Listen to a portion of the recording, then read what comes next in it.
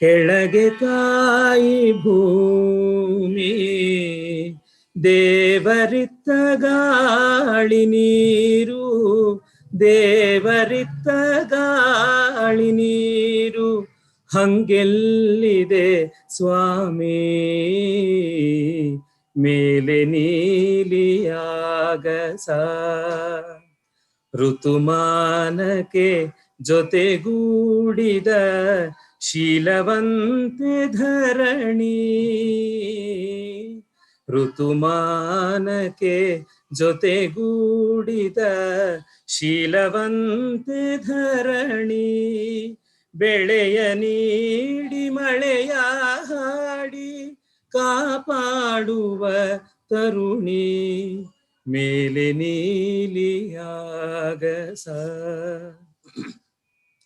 ಲಜ್ಜೆಯಿರದ ಮಾನವ ನಿನದೆ ಕಾರುಬಾರು ಲಜ್ಜೆಯಿರದ ಮಾನವ ನಿನದೆ ಕಾರುಬಾರು ಅಣ್ಣ ತಮ್ಮರಲ್ಲಿ ಕಂಡೆ ಜಾತಿ ಚಿತ್ರ ನೂರು ಅಣ್ಣ ತಮ್ಮರಲ್ಲಿ ಕಂಡೆ ಜಾತಿ ಚಿತ್ರ ನೂರು ಮೇಲೆ ನೀಲಿಯಾಗಸ ಕೆಳಗೆ ತಾಯಿ ಭೂಮಿ ದೇವರಿತ್ತ ಗಾಳಿ ನೀರು ದೇವರಿತ್ತ ಗಾಳಿ ನೀರು ಹಂಗೆಲ್ಲಿದೆ ಸ್ವಾಮಿ ಮೇಲೆ ನೀಲಿ ಆಗಸ. Thank you. Namaskar and thank you very much, sir. I welcome you all to Srishti Sambhrama, as we call it, the celebration of the Earth Mother. And that is how she is addressed by many, many indigenous cultures. Of course, in the Indian ethos, we call her Bhumi Devi, Bhudevi, Vasudha, and ever so many more names than just that. And Srishti Sambhrama has been a festival it's a flagship festival that was celebrated by Heritage with the support of PNMIT for the past 10 years. And we have done it in various manners, and we've always addressed the youth. And this year, since we are under the circumstances with this pandemic and we can't do a real program, it turned virtual, and the Center for Soft Power has joined us. And this is being brought to you by the Center for Soft Power. And we have several collaborators. We have, of course, the Heritage Trust, and we have BNMIT along with us. And then we have the Wildlife Trust of India. We had the Deputy High Commission of the British Consular also with us. And then we have the World Wildlife Artists Federation, and also the International Center for Cultural Studies. All of them have been very supportive in bringing all this together for us. And of course, we also have our own Indic Films, who's a representative of that is with us, Sri Dhananjay Totapalli, otherwise called Dhanji. And, we have had 3 days, and this is our last day. We inaugurated a virtual exhibition of wildlife artists. We also have a virtual exhibition of photographers up. And today we are going to inaugurate, after this, an exhibition of the wild in the Indian ethos. In the Indian ethos, the wild has not been seen as apart from creation. And for us in the Indian ethos, the entire creation is nothing but divinity. So we have gods that are animals or part animals. Our gods, right, Vahanas, who are also worshipped like, as gods, demigods, who are all animals. And of course, we worship the trees, the rivers, the mountains, and, that is India for us. We worship everything, except that somewhere down the line, we seem to have lost that connect. And more often than not, what we do today is, I should say, the ritual is stayed, but the significance is lost. We will say Ganga Maya, but we will, somewhere the sewage will be going into Ganga Maya, and all the trash that one can find will be going into the river. And I don't know what happened to us. Something happened to us. Somewhere we lost the pride of the culture that we have, and we forgot to become a thinking society. I mean, we were a thinking society. I'm not generalizing, but more often than not, we are not a thinking society. We never think about the significance of all this. When we were told that, what a stupid society that worships stones and animals and etc., we thought we are stupid. But the reason why, I mean, this is my opinion, I think that our ancients wanted us to worship all this was that if something is worship worthy, we are not going to desecrate it. So they thought that for our own good, we should make all this worship worthy, because the animal world will survive beautifully without man.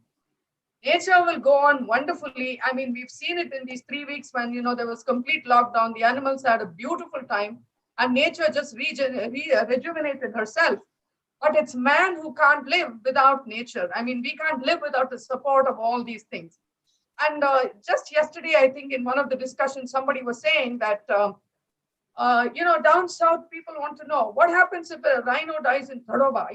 What is not Tadoba in the Kaziranga? What stupidity when I think Swami Vivekananda said that when a blade of grass moves on the earth, there's a star that's affected. So there is a very fine balance that Mother Nature has provided, which, if it is unsettled, we'll end up with pandemics and etc., and you name it, every kind of situation we'll land up with.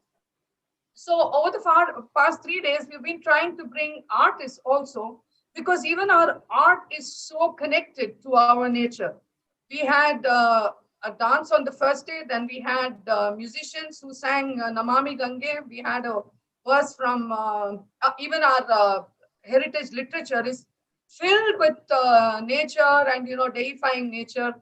Kalidasa used the clouds as a metaphor, and his the same thing, that the entire creation is nothing but divinity. And then we had the Trichur brothers sing Namaga, where we deify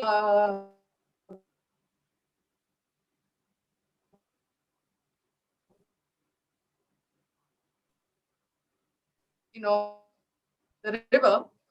And,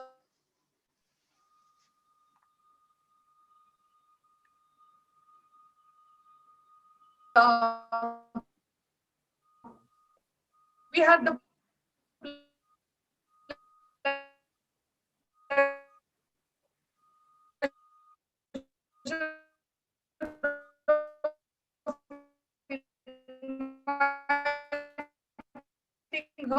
for one of our for Akka, your connection is breaking. We can't hear you. Akka? Can't hear you.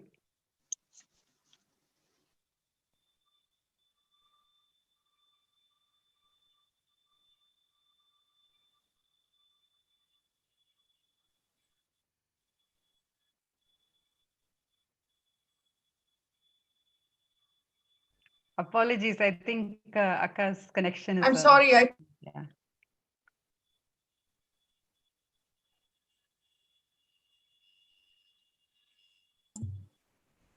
I think we've lost Akka. She will join back soon. Aruna, can you take over? Yeah, I will just, without delaying much, I'll just invite Srimati Rama Vaidyanathan to address us a little bit about her. She is one of the topmost stars of Bharatanatyam and is a well-known exponent of the dance form all over the world. She has been fortunate to have trained intensively under the legendary dancer Yamini Krishnamurthy. Ramaji has also been under the guidance of the eminent Guru Saroja Vaidyanathan. Welcome, Ramaji, and I hand it over to you now.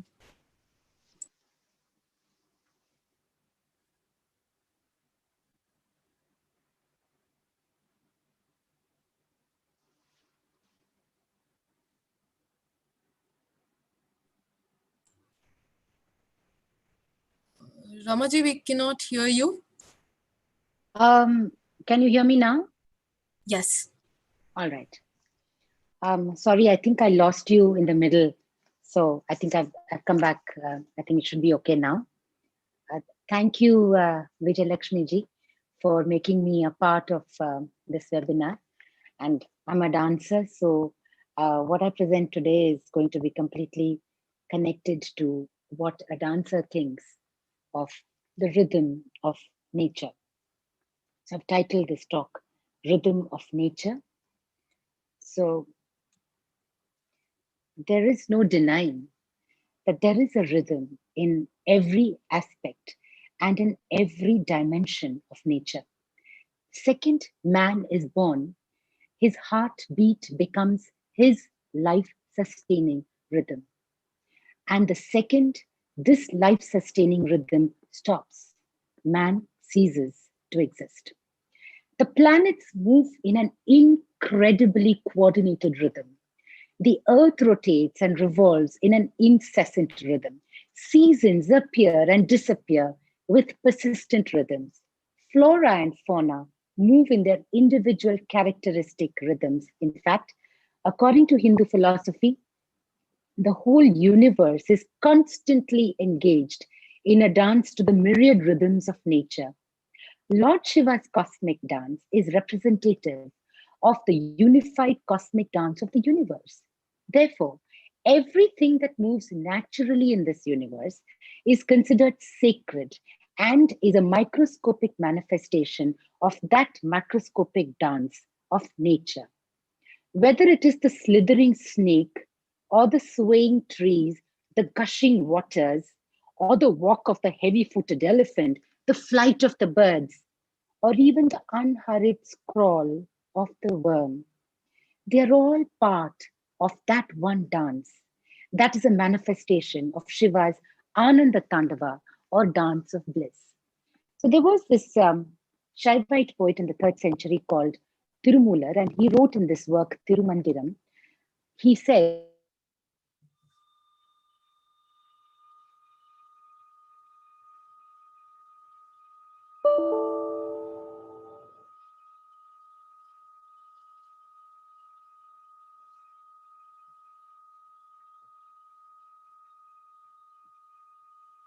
Rama, we are not able to hear you.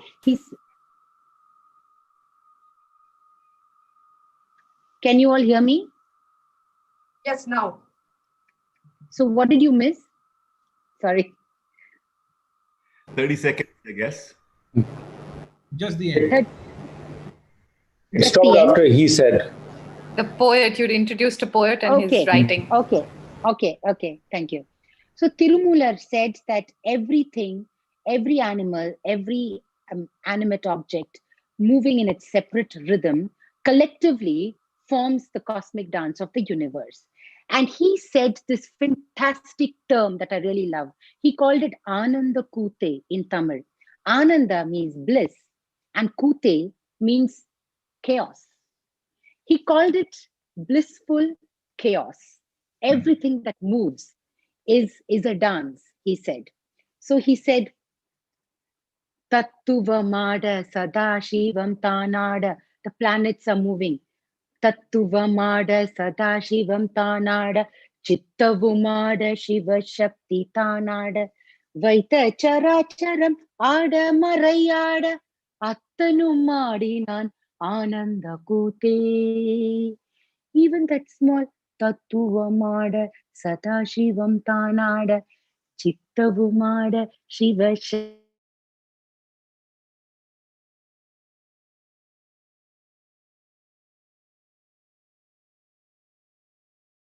We've lost you again, Rama. It's part of the chaos. It's part of her performance. Yeah, it is.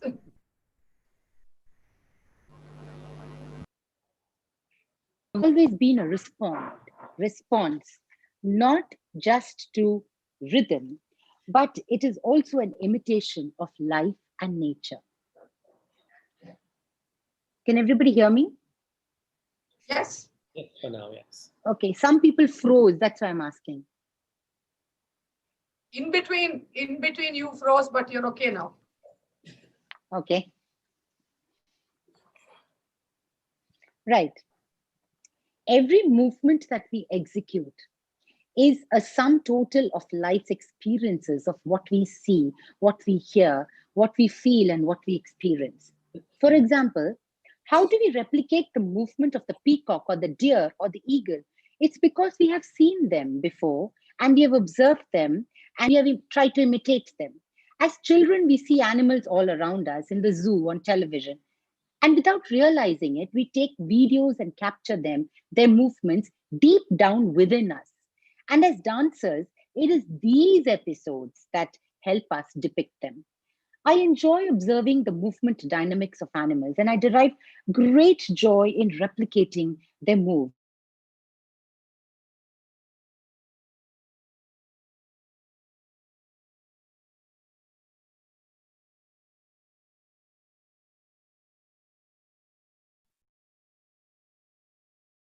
The internet is really having a playful day today. Very short clip.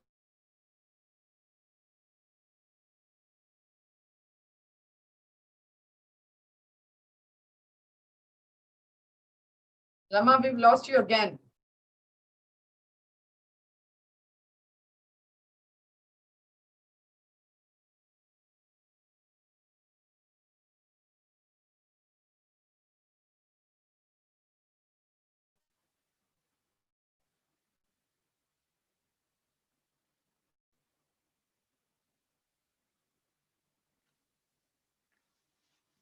Is it going to be played? The Mayur Allaripo? Kotiji, can you play the video, please?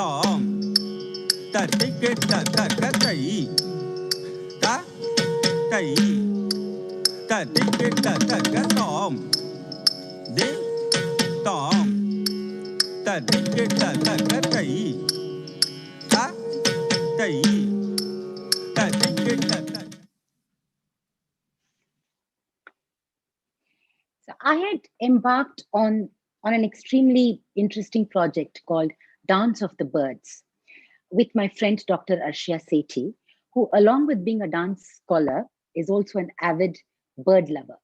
So the idea was to make bird lovers dance lovers and to convert dance lovers to bird lovers. Arshia, with her vast experience in bird watching and engaging in their conservation, came up with a fantastic script with interesting visuals that not just celebrated the birds, but also addressed several issues concerning them, like migration, depleting habitats, and extinction. I created a composite program around this in the Bharatanatyam medium. And I must say that in the whole program, the whole process, thanks to Arshia's generous sharing of well-researched information, I was able to engage with birds more intensely than I've ever had. I started looking at them keenly. More than before, I started looking at their expressions, their movements, their techniques of flying. And I found different birds had different expressions. So the sparrow will look like this. The owl will look like this. The eagle will look like this. The peacock will look like this. The swan will look like this. So I started looking at the expressions of these birds and found them absolutely fascinating. Dance teaches us several life's lessons. And during this time when I was creating Dance of the Birds, my favorite imagery of this whole program was how birds would go and painstakingly make their nest, bringing things from outside, and slowly the nest will be formed, and one little cute little bird will jump out of the nest slowly, slowly, slowly, and gradually fly away from the nest. So after keenly observing these processes, I tried again. I said I tried to bring them into the language of dance. And like I said, I always feel there's something which is much lesser, much more inferior than the actual grace that the animals have. One of the most vital lessons that we learn as dancers is to become sensitive towards animals and be aware of their conservation and preservation. Right from the beginning, we depict gods and goddesses and enumerate their stories, who, in my opinion, come across as huge environmentalists. Shiva wears the sky upon himself, and that's why he's called the Digambara. And his constant companions are the deers, the snakes, and the deers. Krishna, his profession was a cowherd, to herd cows. And numerous sculptures and paintings depict him with cows all around him. And the visual imagery that we create through dance depicting Krishna with the cows around him is really very alluring. Most gods and goddesses have a Vahan, as Vijay Lakshmi ji said, that is always an animal. Durga has the tiger. Lakshmi has the owl. Saraswati has the swan. Shiva has the bull. Vishnu has the eagle called Garuda. Ganesha, the elephant-headed god, has the little mouse. Kartikeya, his brother, has the peacock. Yama, the lord of death, has the buffalo. And Indra has the elephant. There are several symbolisms for the choices of these animals, but the fact is that this huge privilege was bestowed upon these animals in Indian mythology. How can we not mention, of course, the elephant-headed god Ganesha, Narasimha, the half-man, half-lion god, and Hanuman, the monkey god, who was Lord Rama's ardent devotee. It's interesting that in Indian literature, whether ancient or contemporary, references to animals are extensively made in the context of metaphors, because everything about them is so beautiful that when you want to speak about anything which is beautiful, anything which is graceful, anything which is strong, we always refer to the metaphor of the allegory of the animal. The beauty or the inherent nature, the characteristic movements of animals are used to enhance the poetry in allegories. So I end my talk with exposition of some of these metaphors. For example, that woman Rama? is, yes? Yes? Rama, sorry, Yeah? you have half a minute left. Yeah, I'm done.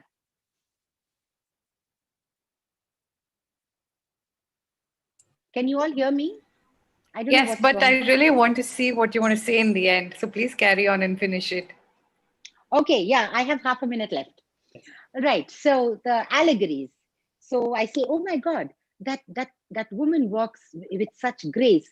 She walks like the swan. And that woman has such beautiful eyes, like the eyes of the fish. Rama, Krishna has, sorry to intervene, but you have half a minute to finish, Rama.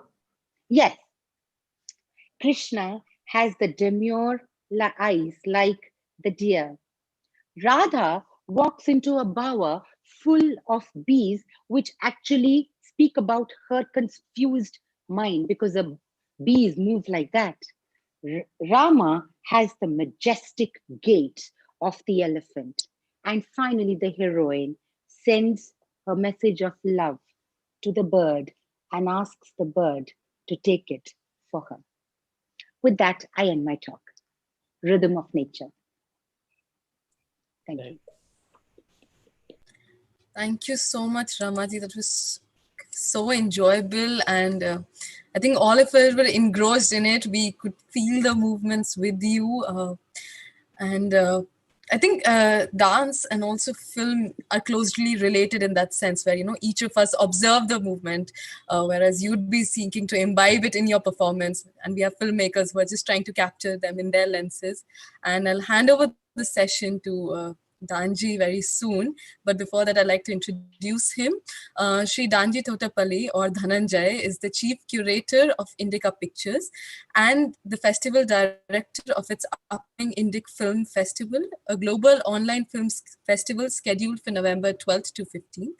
He's a senior global technology sourcing professional with a passion for cinema, and his claim to fame is of watching at least one film each day.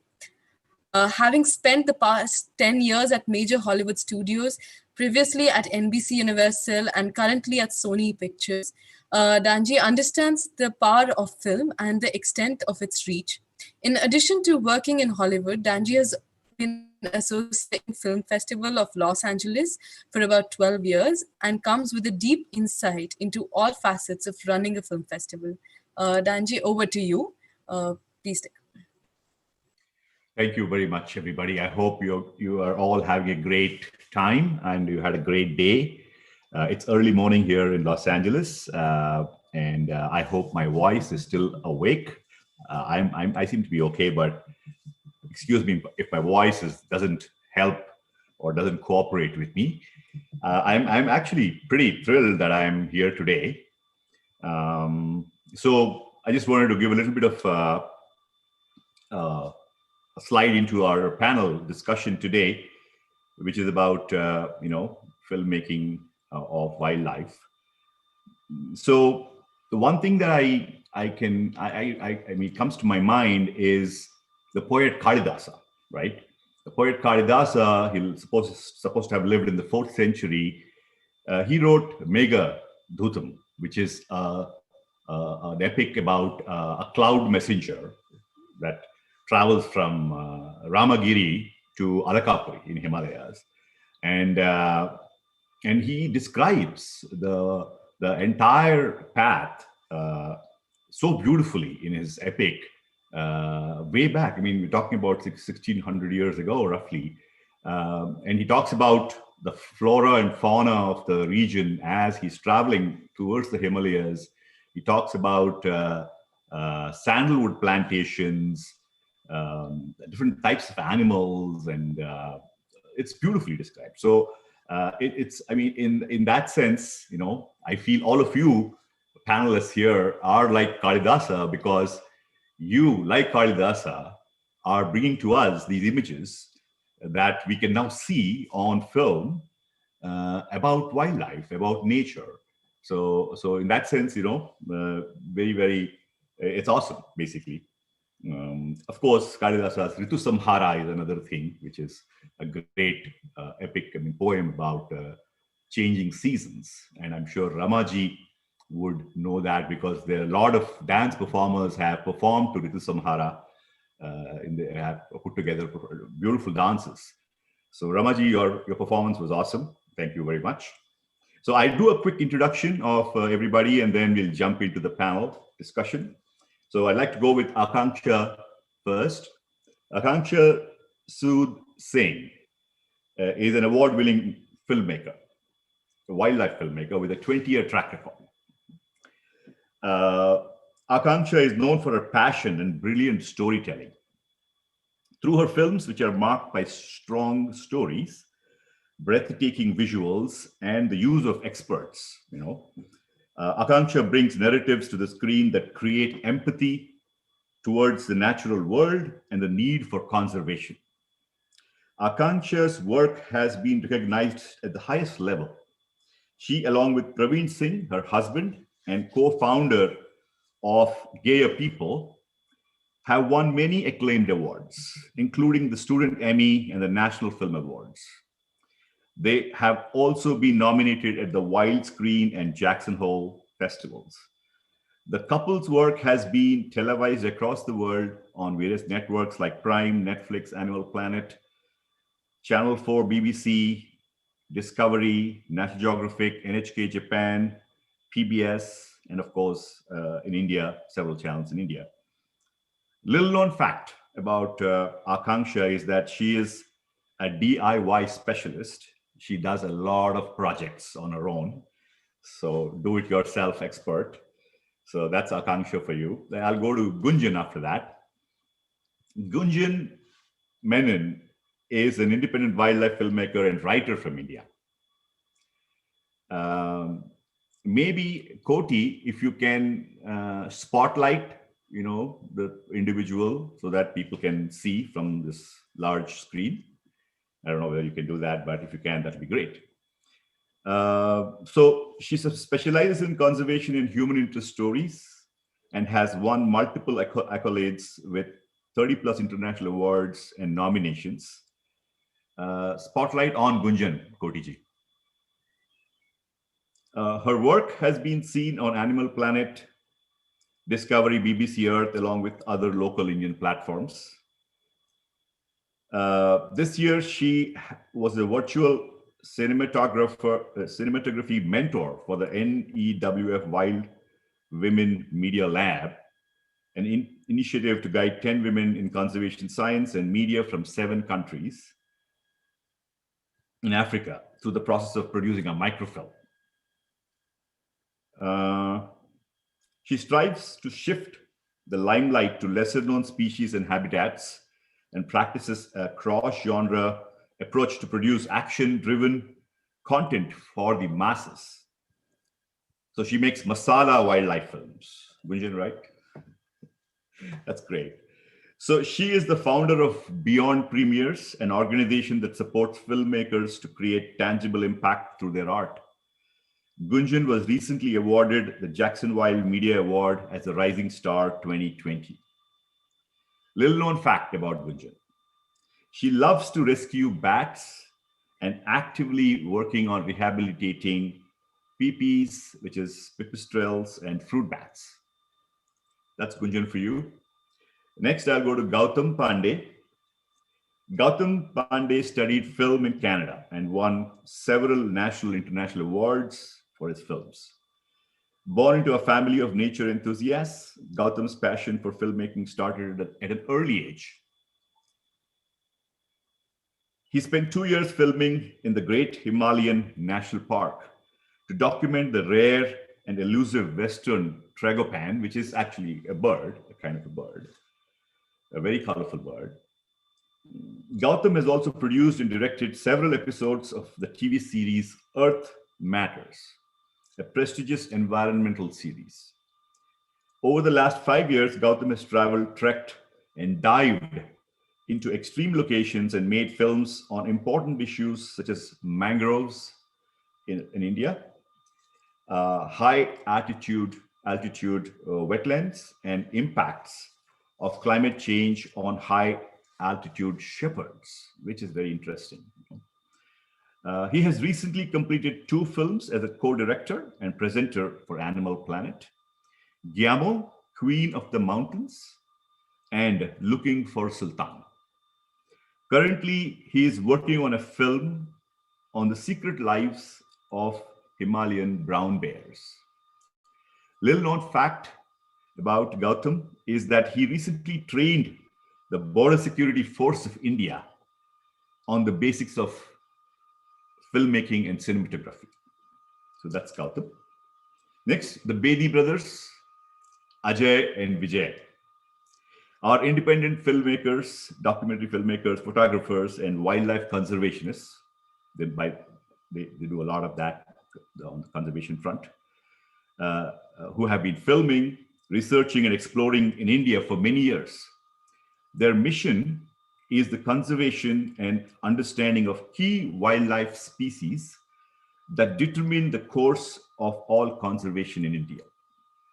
They have used their passion for making wildlife films as a powerful tool for inspiring people, spreading awareness, and working with policymakers, researchers, and local community for a common goal for conservation. Their work has been recognized across the globe. They have been honored with the prestigious Golden Lotus and Silver Lotus, besides the Indian National Film Awards. Little known facts about the Bedi brothers. They are the only Asians to have won nomination for the Emmy Award, which is the highest American award that recognizes television shows. Also, they are the youngest Asians to have won the coveted Panda Award, popularly known as Green Oscars, at the Wild Screen in the United Kingdom. Thank you very much, all of you, for coming over. I hope I did justice in that introduction. Looking forward to all of you talking to you. Kotiji, you can go back to the gallery mode. And if you can spotlight whoever is speaking, that, of course, it's a tricky thing, but if you're comfortable, please go ahead and do that. If not, the gallery mode is fine. So basically what we're going to do is, we have a theme for today. So the theme is kinship among wildlife filmmakers. That's the theme. So kinship, all of you are into wildlife filmmaking, so there must be something that's common among all of you in terms of what you do, how you do things. But at the same time, I'm sure there are plenty of things that are unique to each of you that you bring to the table, and which is your signature, so to speak, in terms of how you approach the whole process of filmmaking. So that's the theme. So keeping that in mind, of course, you can talk about anything. We're pretty much going to be covering a lot of ground. And what I was thinking is, I would go one by one. How about that? We could first talk to Akanksha ji, and then spend a few minutes with her, then jump to Gunjan, and then Gautam, and then Ajay and Vijay Bedi ji. So how about that? I think that seems to like a plan. Okay, so let's do this. Let's go to Akanksha, and then Akanksha, do you want to say a few words, warm up? Thank you so much for inviting me.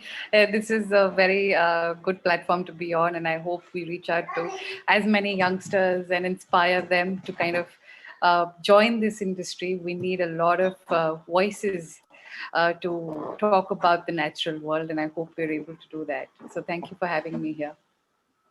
Thank you. Thank you for being here. Thank you. Appreciate it very much.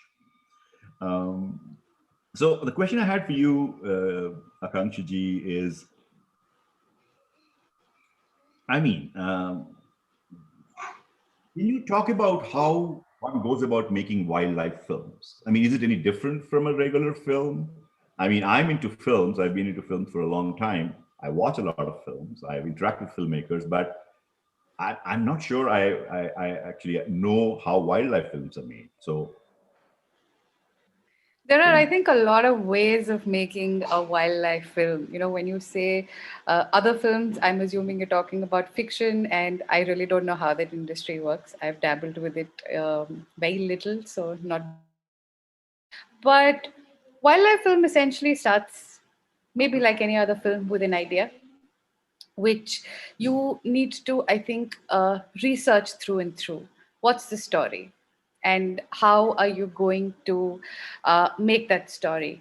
Making a wildlife film is a very time-consuming and a very intensive process. It can take anything from, depending on the film you're making, it can take anything from, say, 6 months to sometimes a couple of years, So obviously funding has a big role to play in wildlife films. They're huge, big budget films that essentially get made.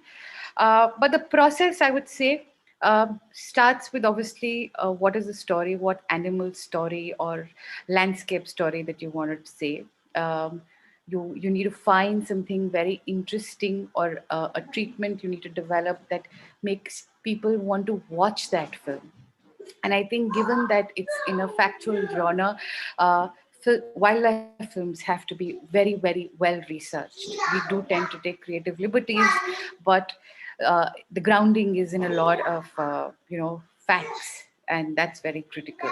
How you go about making a film, I always believe that filmmaking is teamwork. And I mean, I can obviously make a film on my own, go shoot it, edit it, and put it together. But I don't believe in that. I like to work with a lot of people, and because I think everybody who works together brings a lot of creativity into the process, and it's always good to have diversity in your films that work towards the common goal of making that particular film. They believe in it. They can have their different opinions, but eventually the best of everyone's work has to come out in that. I was actually wondering, like in regular films, you'd have genres, right? You would have a drama, you would have horror, you would have science fiction, rom-coms, and so you have a set. You know what kind of an emotion you want to bring out of the film for the audience. So in wildlife films, do you think about what emotions you're planning to actually bring out in that particular film? I think yes, we do. Like even in wildlife films and Gautam, Gunjan, and the Bedi brothers here, I think all of us have gone through that process that even within wildlife, there are a lot of genres. There's blue chip, which is purely just animal films, beautiful, all of that. There's a lot of science and drama films. There's a lot of conservation kind of stories, which people tend to perceive as boring, but they can be made very interesting, and they are interesting. So there are different genres in wildlife as well, and emotion does play a role in all of these films, because you're talking about, say, a species, a landscape, or even a plant that cannot talk for itself. And how would you bring out emotions? Obviously it's the voiceover, the choice of words, that music, and very importantly the cinematography. I think that plays a very big role in bringing these emotions out. And I honestly feel that in wildlife films, your cinematographer is really the key person of the story. Wonderful. So, did you go to film school? I mean, or something like that, or you self-learn how to make films?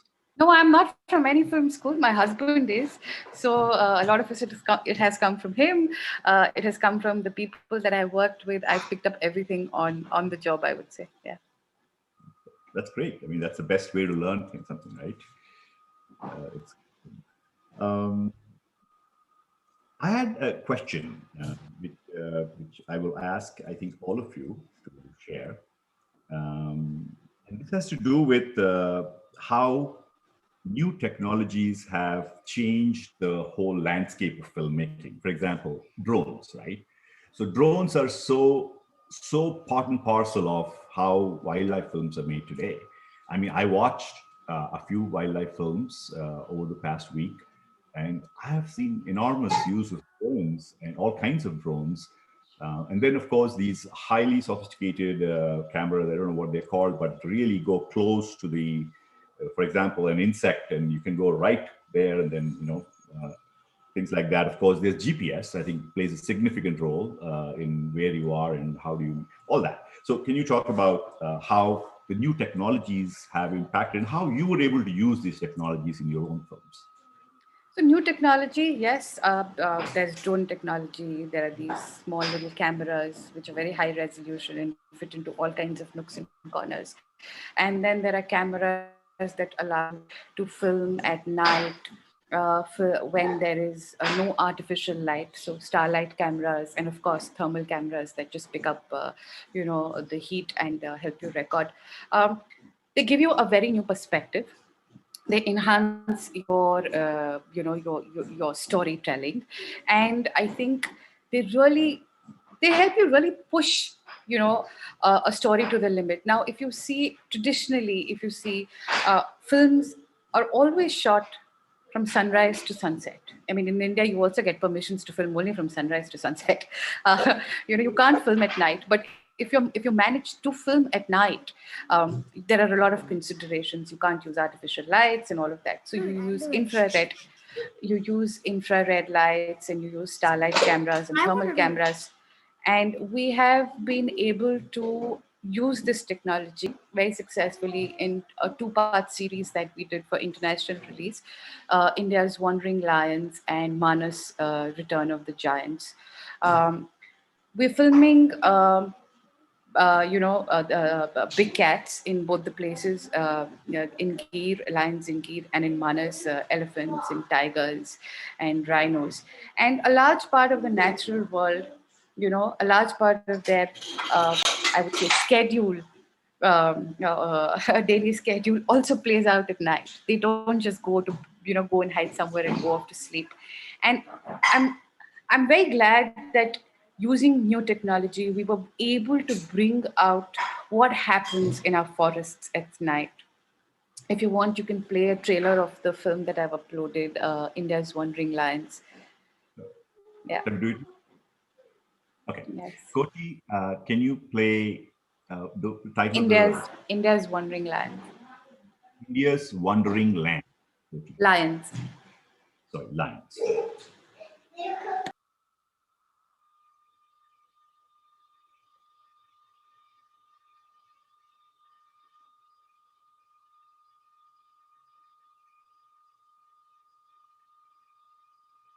So Koti, you can tell us when you're ready, and then we will stop, and then you can play, okay? We'll keep talking. Tell us whenever you're ready. Just raise your hand or interrupt, no problem. Yeah, one moment, Danjiji. I think it's ready. I will show my screen. Go ahead. So which one, ma'am? The first one?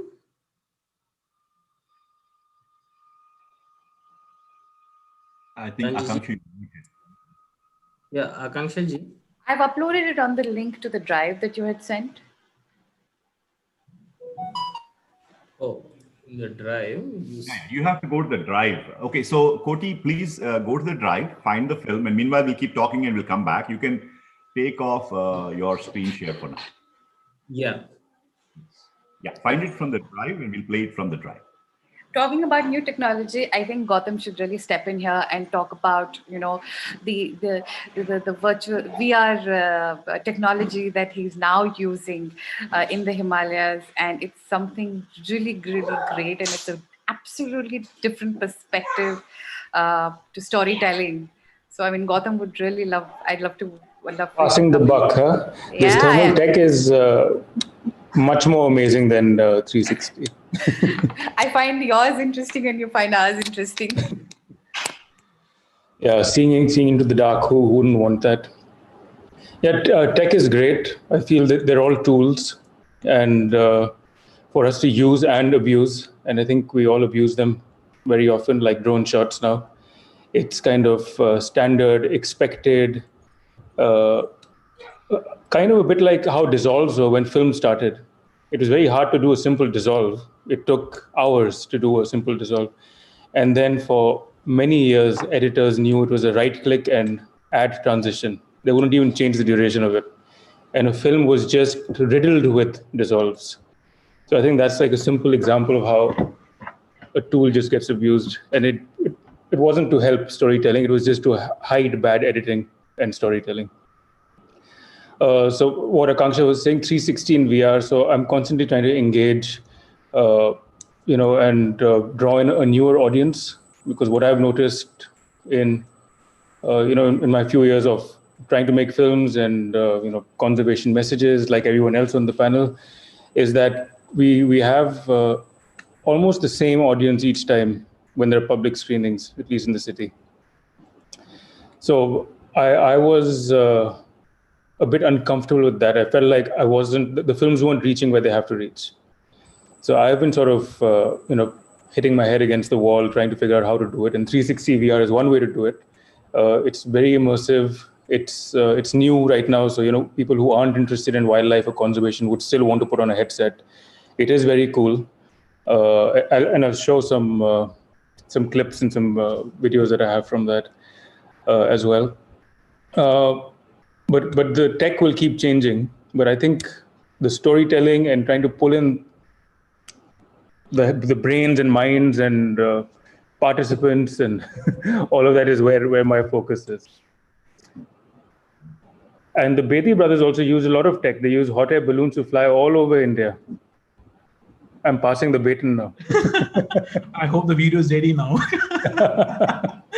Well, yeah, it's a fine line where you actually try to as Gautam said rightly, it's about using the technology at the right amount, not abusing it as much. And the problem with so many filmmakers internationally also nowadays, the key thing is the ethics, how much to use it and when to use it, and recently there was some YouTube video floating around the bear where they took the drone so close and the bear cub just fell down to the cliff and trying to come up, and the drone was still filming. I would say, somewhere we need to draw a line where how much you can abuse, how much we can exploit these kind of technology.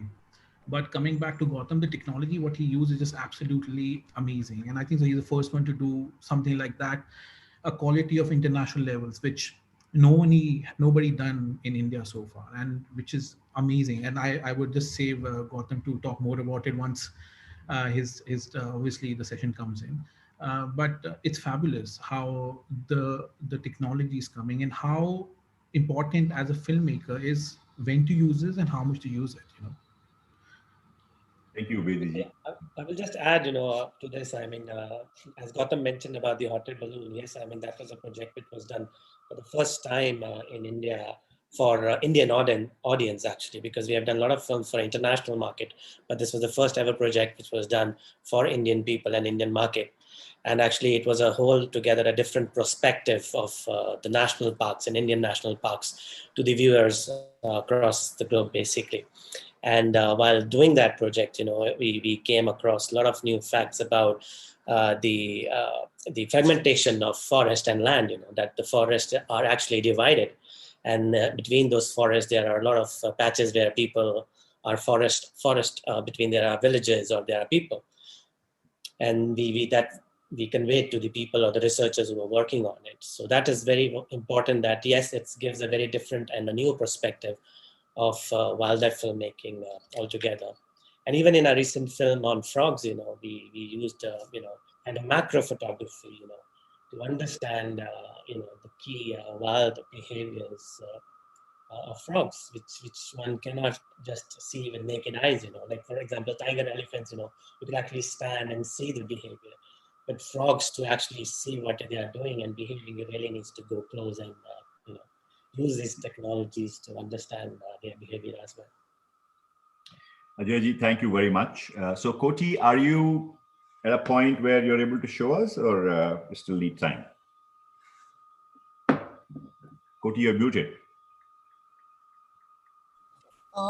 Danji, we can't see the film on our drive, so we're not able to share screen. Akanksha, can you share it at your end? Okay, I'll try.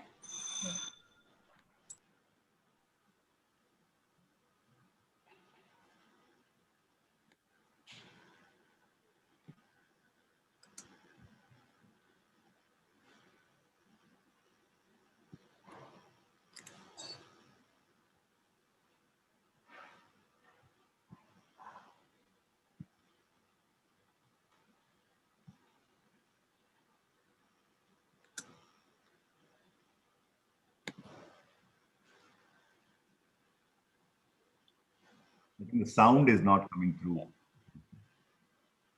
You'd probably have to unplug your headphones. Oh yeah, yeah. Lions, not in Africa, but India. Asiatic lions.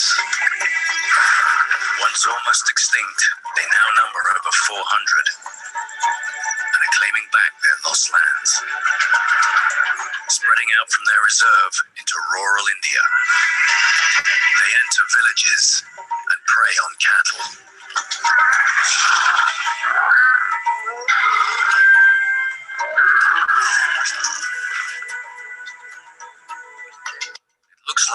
serious case of lion conflict. State, lions are forging a bizarre relationship with people. Together they are making history.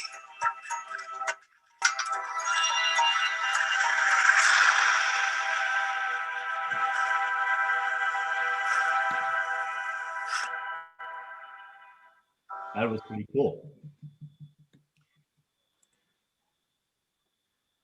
So thanks a lot for sharing that video, Akanksha. Can you hear me?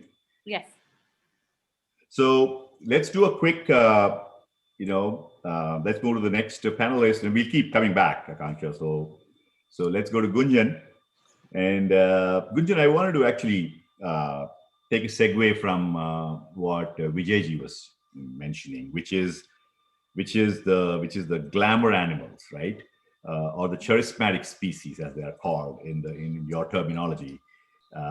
So it's fantastic to watch a wildlife film about a polar bear. It's sexy, right? Or it's fantastic to watch a wildlife film about sharks. But what about tiny little animals? Because my mother, so in Andhra, there is this region which is very, very green, Godavari Delta. So when we go there, my mother says, Chala bagundira, patsaga undi. I mean, what she's saying is, it's very nice, it's green. Her understanding of nature is green. If it's green, it's nature. Mm-hmm. But that's actually not true, right? Because there's wildlife everywhere, in the deserts of Rajasthan to the Himalayas to the arid portions of where there is in Spiti, and I mean there's all over the place. There's wildlife. So what do you think? What do you think about the predominance of the glamour animals within the wildlife film genre? And why is it important to focus on the other animals, the really tiny ones, like Vijayji was talking about frogs?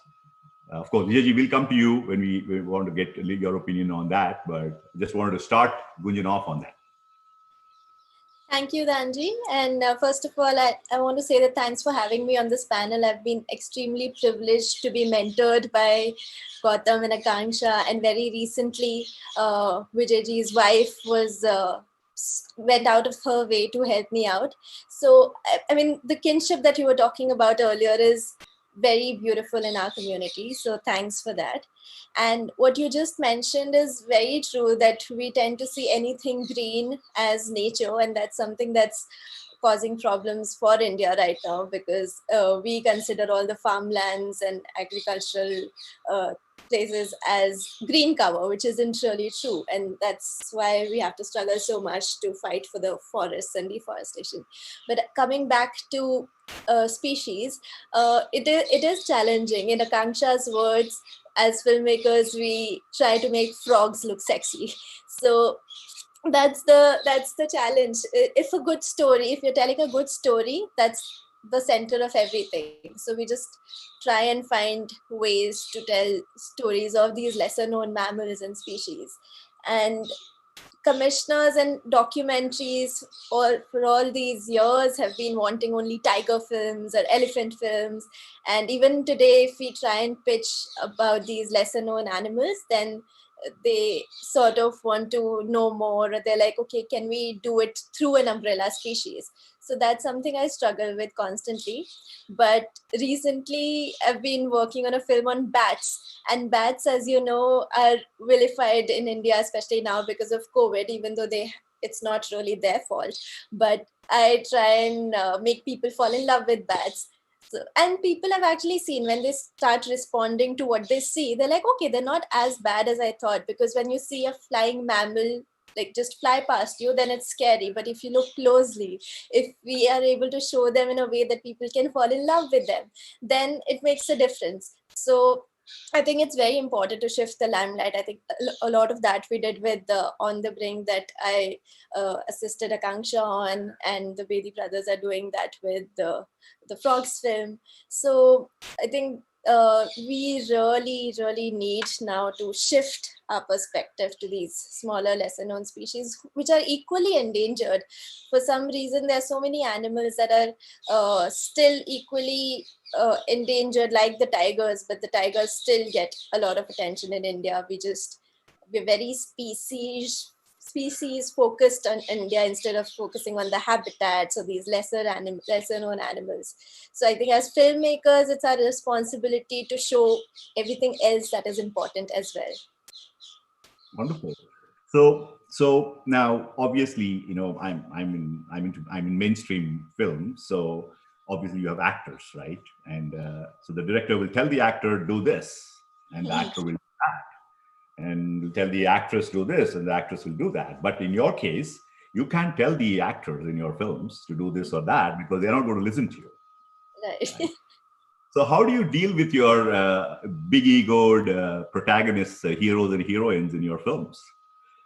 Yeah, that's funny because animals, like you said, don't follow a script. But we still, I mean, this is a misconception that we don't go with a script on field. We do have a shooting script, and I like to call it a shopping list. So we go with all the shots that we imagine would happen, these big scenarios that, okay, like I'll have a red panda sitting on a tree and the sun will be setting behind it, but that doesn't happen. You shoot a red panda if you see a red panda. But in general, I work on a lot of human interest stories as well, so I have humans as my characters as well. But the problem with that is that they too are people working at the grassroots, and they will not act for you. They will just say it as it is. If they don't, sometimes they're on camera for the first time, they don't know what you expect out of them, and sometimes they're even interviewed by a lot of people, so they have these rehearsed answers that, okay, this NGO is very nice, we are very happy, and those are not the kind of answers you want for a good film. You want them, and they don't realize that we're actually interested in their lives. So this happened with me once with one of my protagonists in Nepal, and on the first day she was giving me very standard answers because she hadn't seen a film herself, and there was this language barrier. She didn't speak in Hindi or English, I did not speak in Nepali. So the first day went really bad, so I decided to keep my camera away. And I bonded with her. I went on treks with her. We would try and communicate about red pandas. And then our shared passion for the animal was what helped us bond. So when on the 5th day, I again started taking her interview, she felt comfortable to start sharing the threats that she faces, her emotional journey. And then you get a more authentic, more powerful story. So if we want, we can watch an example. And going back to what you were asking Akanksha also earlier, because before joining wildlife filmmaking full-time, I used to work in the mainstream industry. I've done a lot of music videos and fictional content. So I sort of knew what works with the people around me. I grew up in a background where nobody around me was interested in wildlife, like apart from my brother, who would like help me pick up these bats around us, but otherwise they weren't really interested in documentaries. So I always try and think of them as my target when I'm making something. So the first film that I did, which we'll see a clip of, I tried combining these genres. Like I introduced my heroine like a classic Hollywood, Bollywood actually, more than Hollywood, Bollywood structure, where these slow cinematic shots and you're introducing your heroine as someone you want the audience to fall in love with. So maybe we can look at that now, and I'll talk about it more later. Sure. Absolutely. It's the first clip, I think, Menuka's journey. It should something Menuka. So let's see if Koti has been able to overcome his technical challenge. He's not Otherwise, I can play it here as well. I have it. Maybe. Yeah. Are you good? Yeah, I can play. Oh. Actually, there are 3 videos on your folder. Menuka, the one that is titled Menuka. Yeah, one moment.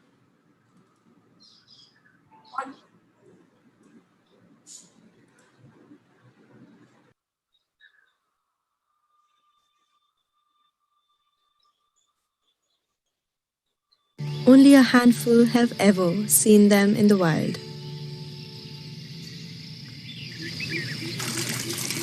For one of them, it's been a long road to become a guardian.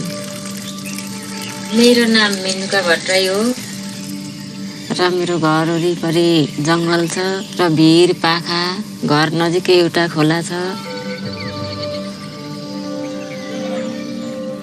मैले 6 वर्षको हुँदादेखि मैले जङ्गल प्रवेश गरेको त्यो बेला मलाई जङ्गल जाँदा त्यस्तो चराचुरुङ्गी कराएको नि ठिक लाग्यो र अरु यसो मसिनो बोट बिरुवाहरू देख्दाखेरि सानो सानो थियो र यो हुर्केर कत्रो ठुलो हुन्छ कि यत्रै बस्छ होला जस्तो महसुस लाग्थ्यो त्यतिखेर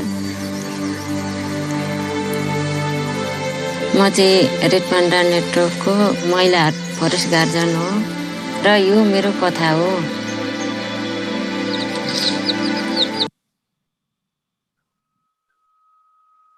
And then if you could play the other clip that's called Red Panda. I'll just tell you a bit more about it.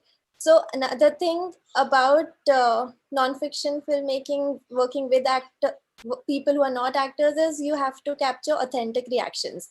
So in Menuka's case, I knew that even though my main character was the red panda, but when she was seeing a red panda, and I knew how passionate she was, so I turned the camera towards her to capture what she's actually going through when she's seeing a panda. And that is one of the most powerful moments of the film.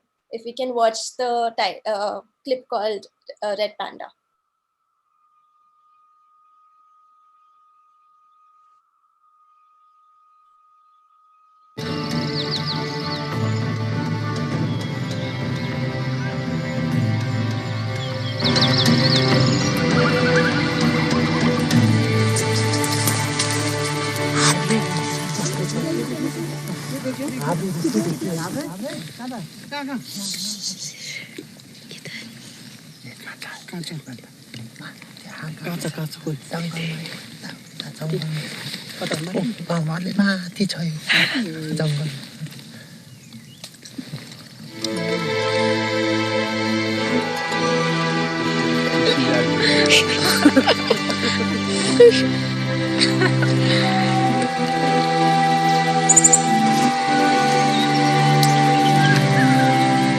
Yo red panda एकदम राम्रो छ कि हेर्दाखेरि हेरिरहँ परेको छ एकदमै माया लाग्दो छ यो रेड पान्डा यो 1.5 वर्षको साइजको हो यो Menuka believes this is the cub from the nest. It's a huge relief for the team and will ensure the cub's safety from poachers. मान्छेलाई रेड पान्डा मार्ने अधिकार छैन सबैभन्दा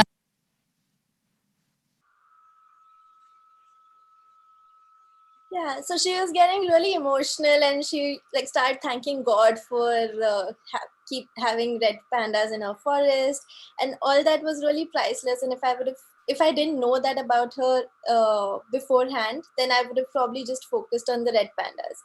So that's how I think it's important to even have a script or a strong research, like Akanksha mentioned earlier, when you go into non-fiction or wildlife documentary storytelling. Thank you, Gunjan. That's, that little clip was so nice. My eyes went a little moist as I was watching that little. Watch the whole film, you like it. So I have one more question, and then we go to Gautam after that. The thing that I always, try to understand is, what kind of I asked Akanksha the same question, what kind of an outcome, emotional outcome are you planning for when you make a film in your audience? The audience of human beings, obviously, but what do you want them to feel,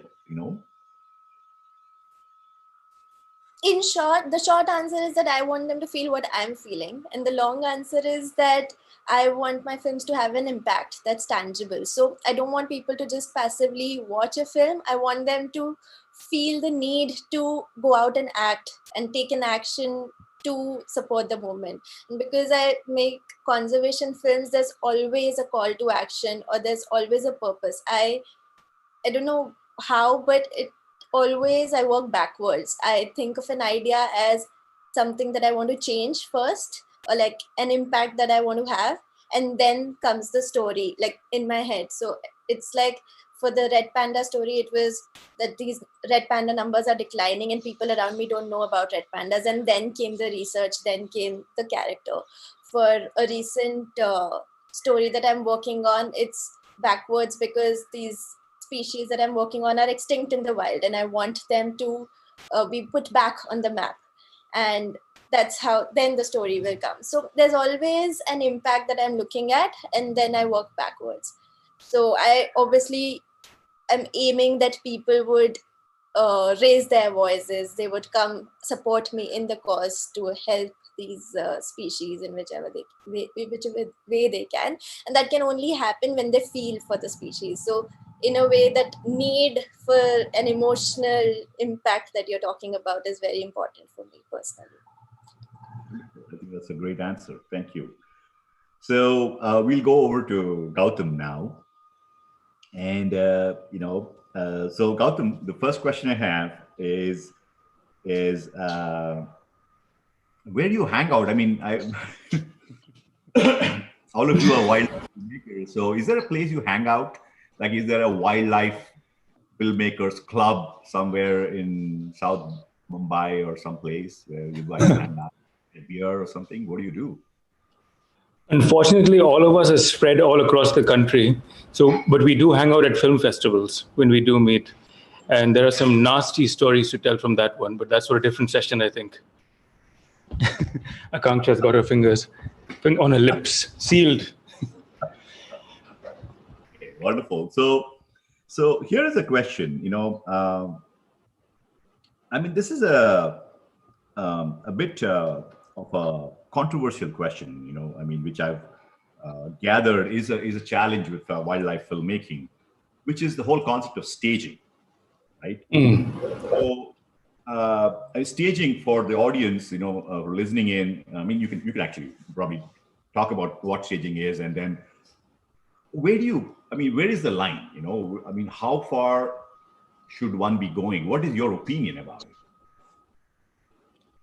Yeah, so it is a bit controversial. And I think people, filmmakers know where they stand, wildlife guys, and it's an ethical issue. So the line is very blurred, of course. And staging is basically when you create a situation or almost force a behavior sometimes, or basically fake it. So one way of staging would be in a controlled environment in a zoo. Some filmmakers could be okay with that. Another form of staging could be baiting, and it could be live baiting, and it could be like passive baiting, where you kind of leave scents behind or pheromones behind, or bits of meat or whatever it might be, depending on what animal you're filming. And the other kind of staging could be to kind of pick up odds and ends of footage from wherever it might be. It might not be the same animal, and you kind of just to tell the story. So out of all these, I think I'm okay with the last one, where as long as I'm not sort of, in that also there are two types of films where it's about a specific character that you build up, like this man-eater tiger, for example. Now, over there, again, it kind of splits. So people maybe say, oh, it's not that tiger, right? That particular shot, because you don't have the shot which exists of that tiger. But for the sake of storytelling, some people could use it. That could also turn into two shots where it's a blurry, shaky shot. It just helps stitch something together. And I think that's allowed in my book, because the story has to be the queen or the king at the end. And I think baiting, altering behavior, and very often even altering the physical space of an animal in the wild is off my list, for sure. There are many instances where I've been offered opportunities, and I'm just shocked each time that how could you, offer that and not think that I would report it or not report it. But it's part of the truth. It's the new trophy hunting. It's in the still photography game. It's getting the shot, saying you're the one who got the shot. And there are other horror stories of, in the whole still photography game and that's why some groups have banned shots of nesting birds, which is great because people are destroying nests or cutting branches off to get a clear shot of the nest. That's just a mild example. The stuff of injecting fish with air from a syringe and throwing it into a pond so it floats, and then getting raptors to come down and grab them. I could go on. Nailing snakes to the ground. Yeah, I mean, that's such a important topic. I thank you very much for speaking about it because I think it's very, very important.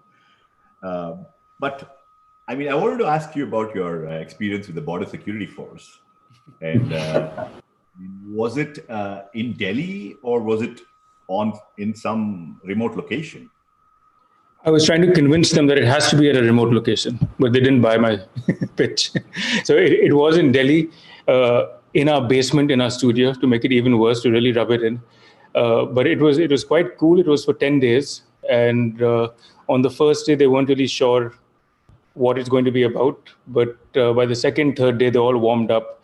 And then we had, and it was a general filmmaking course, but then it ended up being about wildlife because a lot of them are in remote areas. One minute. They all, serve, they're posted in these remote areas, which are very often some of the last places for some species to kind of thrive and be. Like in Gujarat, the flamingos nesting over there, or, like brown bears up in, Siachen side. And they all have some crazy stories and even crazier photographs on their mobile phones. So I told them, I was like, you have to shoot horizontal and record video. Don't take photos anymore. Did you go to film school, Gautam? Yeah, I went after 8 years of working.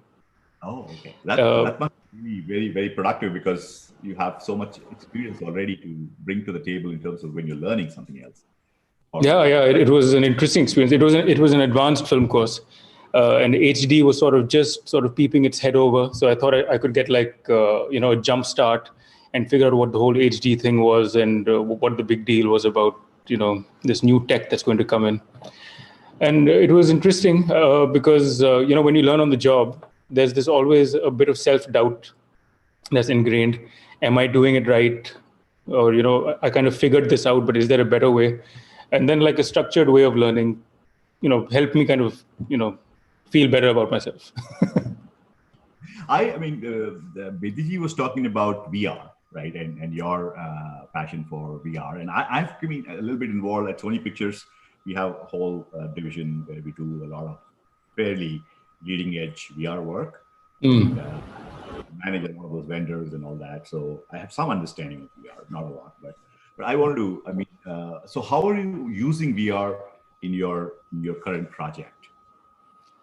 So VR, so I started a few years back when I started hearing about VR, and then I couldn't afford any of the rigs or the cameras. So I made one out of a block of wood, and I had 2 GoPros and I borrowed 4 more, and I put them on this cube of wood with rubber bands, and I stuck a sticker on it, and I used a stitching software to put it together, and it worked. So I understood the essence of VR, but I still didn't have the right project to kind of invest all that money into it because cameras are still pretty expensive. So it took about 2-3 years actually for me to build up and find the right story for VR. And I'd been pitching the story of the Himalayan landscape. And then I worked with UNDP India, and the dream was to try and go and bring the landscape to the people and the remote locations and go beyond Leh city, go beyond the usual stuff people see when they think of Ladakh and Spiti and places like that. And then the impossible shot was try and film snow leopards in VR, which I had even removed from my thought. I was like, it's not going to happen. I'd been trying to camera trap them for several years. It's a hit and miss. The technology is failing all the time. So it's very frustrating. And failure is something I'm sure everyone on this panel is well accustomed to.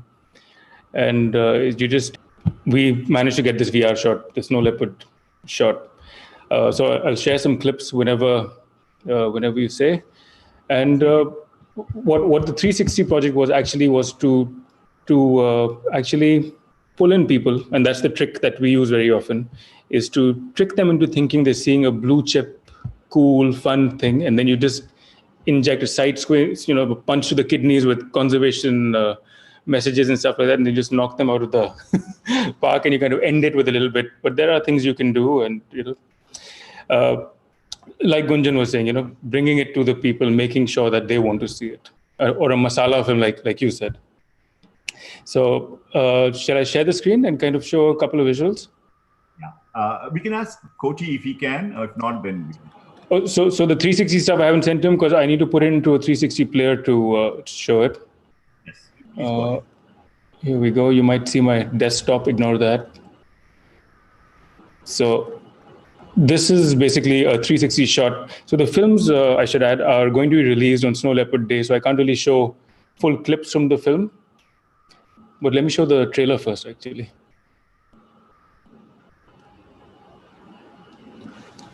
And I think do I need to connect my speakers for the audio? I do. You can turn on, you have to say share computer sound. Okay, give me a sec.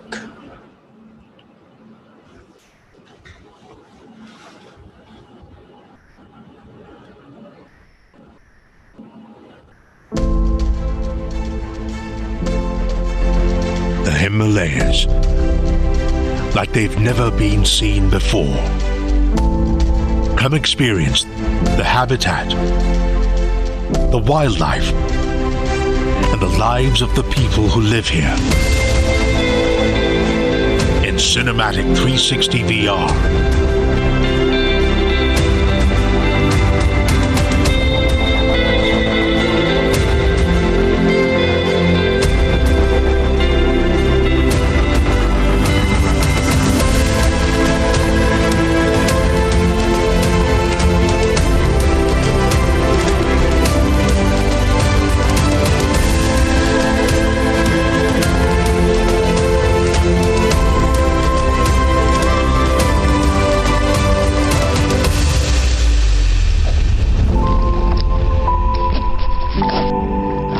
Into the Himalayas.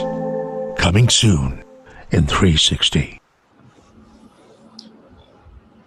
Okay, so was the audio there? Yes, it was awesome. Oh, it was. Okay, fantastic. So that was the trailer. That's the Snow Leopard shot, a sneak peek at it at the end of it. There's a whole story around that, but I'll tell you that at a film festival, maybe. Sure. I mean, okay. When is this coming out? 23rd October. It was supposed to be out in Feb, and just things have been delayed for all kinds of reasons. Then COVID happened, and usual stuff. So 360, for anyone who's not familiar with it, you have to ideally wear a headset, but you can see it on your phones and laptops. So this is a typical 360 shot. It's a still. It's not video, but you can basically turn your head around in any direction, up, down. Down. So there was a tripod here. We removed that. And if it stills, you can do cool stuff like this. Do like a little planet thing. I don't know if you've seen images like this. They're quite cool. You can it's a fun piece of technology. But with the video, what's cool is we decided to shoot it stereoscopic, which means like 3D. If you've seen a 3D film, where you have that depth. And we also decided, and it was pretty hard to do, is spatialize sound, so that if you hear something on the right, if you see something on the right, and the sound has to come from that source. But when you turn to face it, that sound has to get centralized, if that makes sense. So just like in real life. And that's really a very cool tool to use, because you can make people look where you want them to look. Because in this, you don't really move the camera. It's still, you roll it, and that's the way it goes. I'll show you some photos of the camera as well. Maybe it'll be easier to understand then. So that's the camera. over there.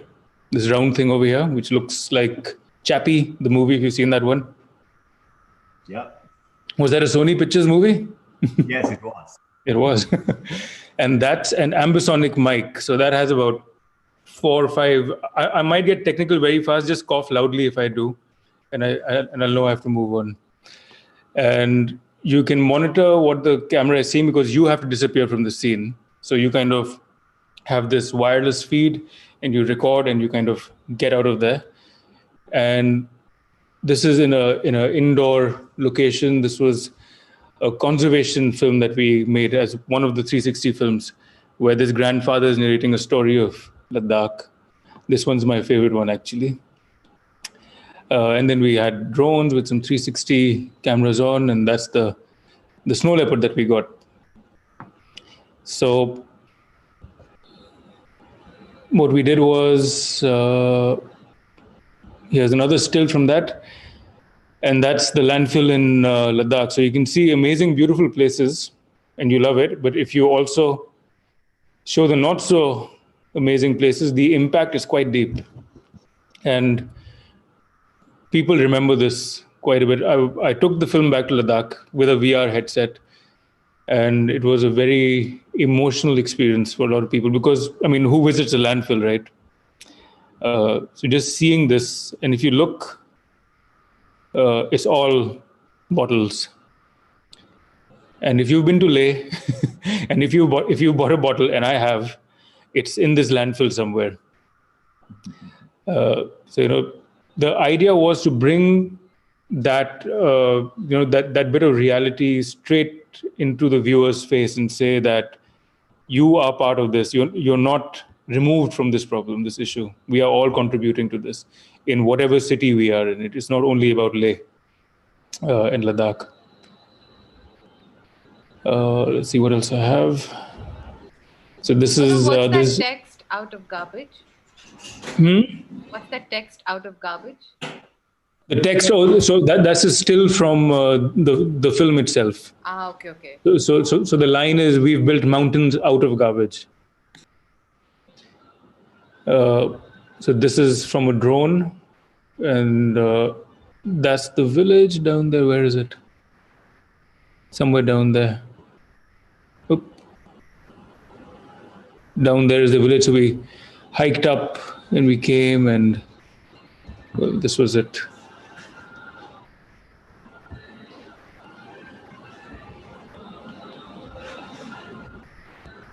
Oh, wait a minute. Sorry, just give me a sec.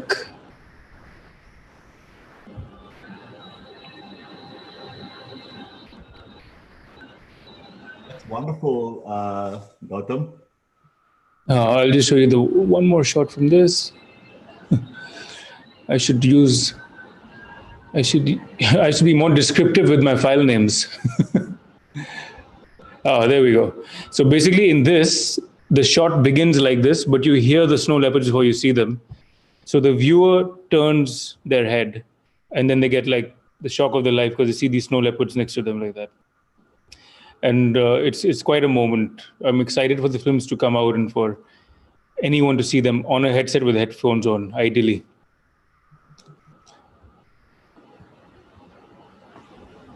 Thanks a lot. Wonderful. Can you hear me? Yeah, I can hear you. Thank you. So thank you. That was great. I mean, that was like I got my fill of technology there. Thank you very much. So we'll go over to Vijayji and Ajayji, and once we're done with that, we will have a few minutes for Q&A, and if you have, we have some more time, so no problem. So basically, Koti, can you please bring in Vijayji first?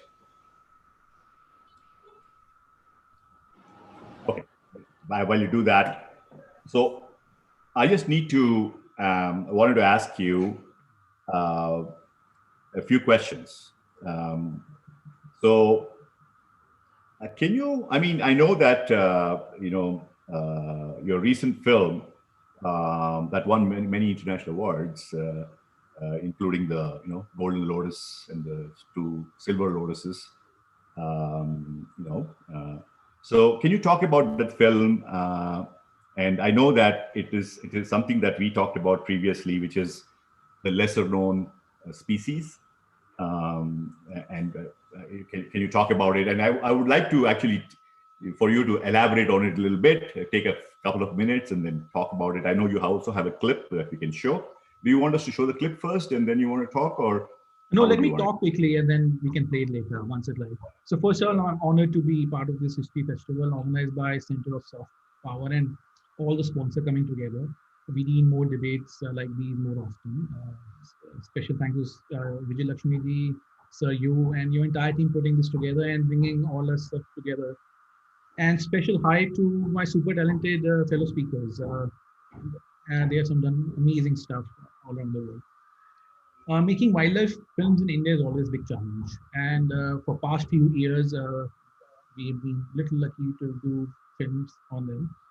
And my first ever film, like Ajay and I, our first ever film was on the Police Lingu, which was based out of Delhi and on monkeys. It was totally very different genre, based out of urban jungle and looking at more of human-animal conflict. And then we thought, we should make another film on highly endangered red panda, which took almost 3 years in making, looking at the entire breeding cycle, how the red pandas were breeding during that time. And after that, we made several films. And the most recent one was the film on amphibians. And there you go. Can you see me now? If you can be a little louder also, then it will be good. Okay. Can you hear me now? Yeah, perfect. Perfect. So yeah, the whole idea was we need to focus more on lesser known species. There's been enough films of tigers and leopards and elephants. I have nothing against them, but I think so we need to look beyond that. India is such a fascinating place, and more films come out, better it is. And looking at the wildlife amphibians, we thought, it would be much more easier to do it, because I thought, we filmed snow leopards in minus 30 degrees, we have filmed wild ass in 55 degrees. It will be a piece of cake, And for a filmmaker, we always like to learn from mentors. We like to see what other people have done, or to get inspired, or speak to them, and to learn how we can do it better, But especially with amphibians, there was not many films like that. There have been a couple of landmark films done by the big broadcaster, but nothing was locally done. So we were really struggling. We failed so many times. Every time we experiment how to film them, and it was such a difficult thing to do. And we almost thought not to film this. And the challenges starts from, from every step. First of all, when you talk about frogs, the first thing comes in your mind is night. How to film at night. And if you put a light, they will run away. So how to come back? So we decided to use red lights. So when you use a red light, the animal get disturbed less, and then you find an animal. And then when you find an animal, you try to bring your camera close to it and try to film it and wait for animal to react. And then you slowly turn the lights on and try to increase the intensity and try to film it. So one was the biggest challenge with that. The second was these creatures were as big as your thumbnail. This tiny creature, to bring it on a big screen was a huge, huge challenge. And how to do that, and how to get them behave the way we want in wild, which was huge. We don't have huge budgets like most of the broadcasters, and we are putting our own money in. Like Gunjan said, it's very difficult to get funding for these films. And we went to all the broadcasters and they're like, no, sorry, we don't want to fund you for the film. So we decided, let's put our own money and tell the story, because it's a story of Indian amphibians and it needs to be told. And we didn't have any sets. Everything was filmed in wild. And last and most important thing, the frogs breathe from their skin. We are not frogs, we are human beings. And during our second year, I could imagine, our skins were literally peeling off from our body because we were spending so much time in the water. So I need to speak to my local doctor and got some antifungal powders, and we need to pour them. And he said, you need to keep it dry. I was like, that's not going to happen. And it was huge challenging. And as most important in natural history filmmaking is you need to connect with the people, and you need to tell a story which touches. Ultimately, we had three characters in the film.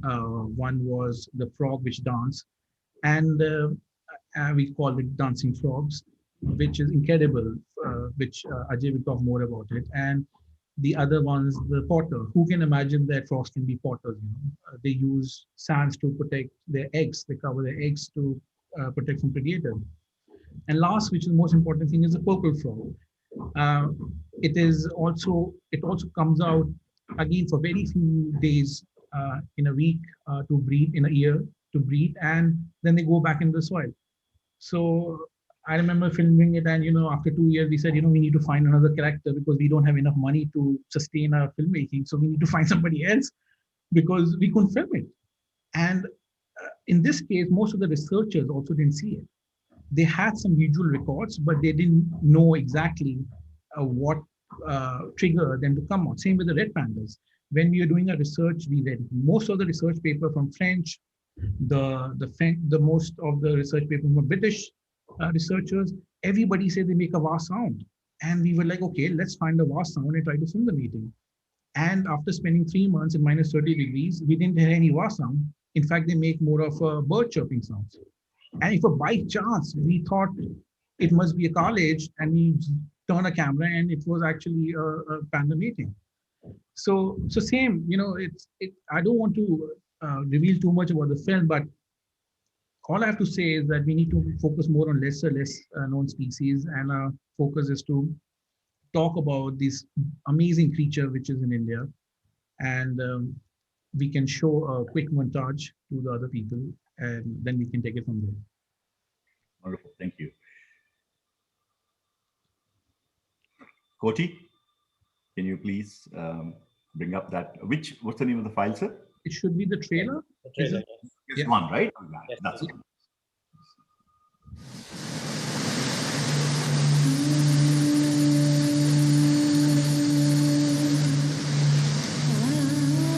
Water, a key source for sustenance on planet Earth. The life-giving waters, fueled by a powerful monsoon, spread their magic over some of the most pristine rainforests of India.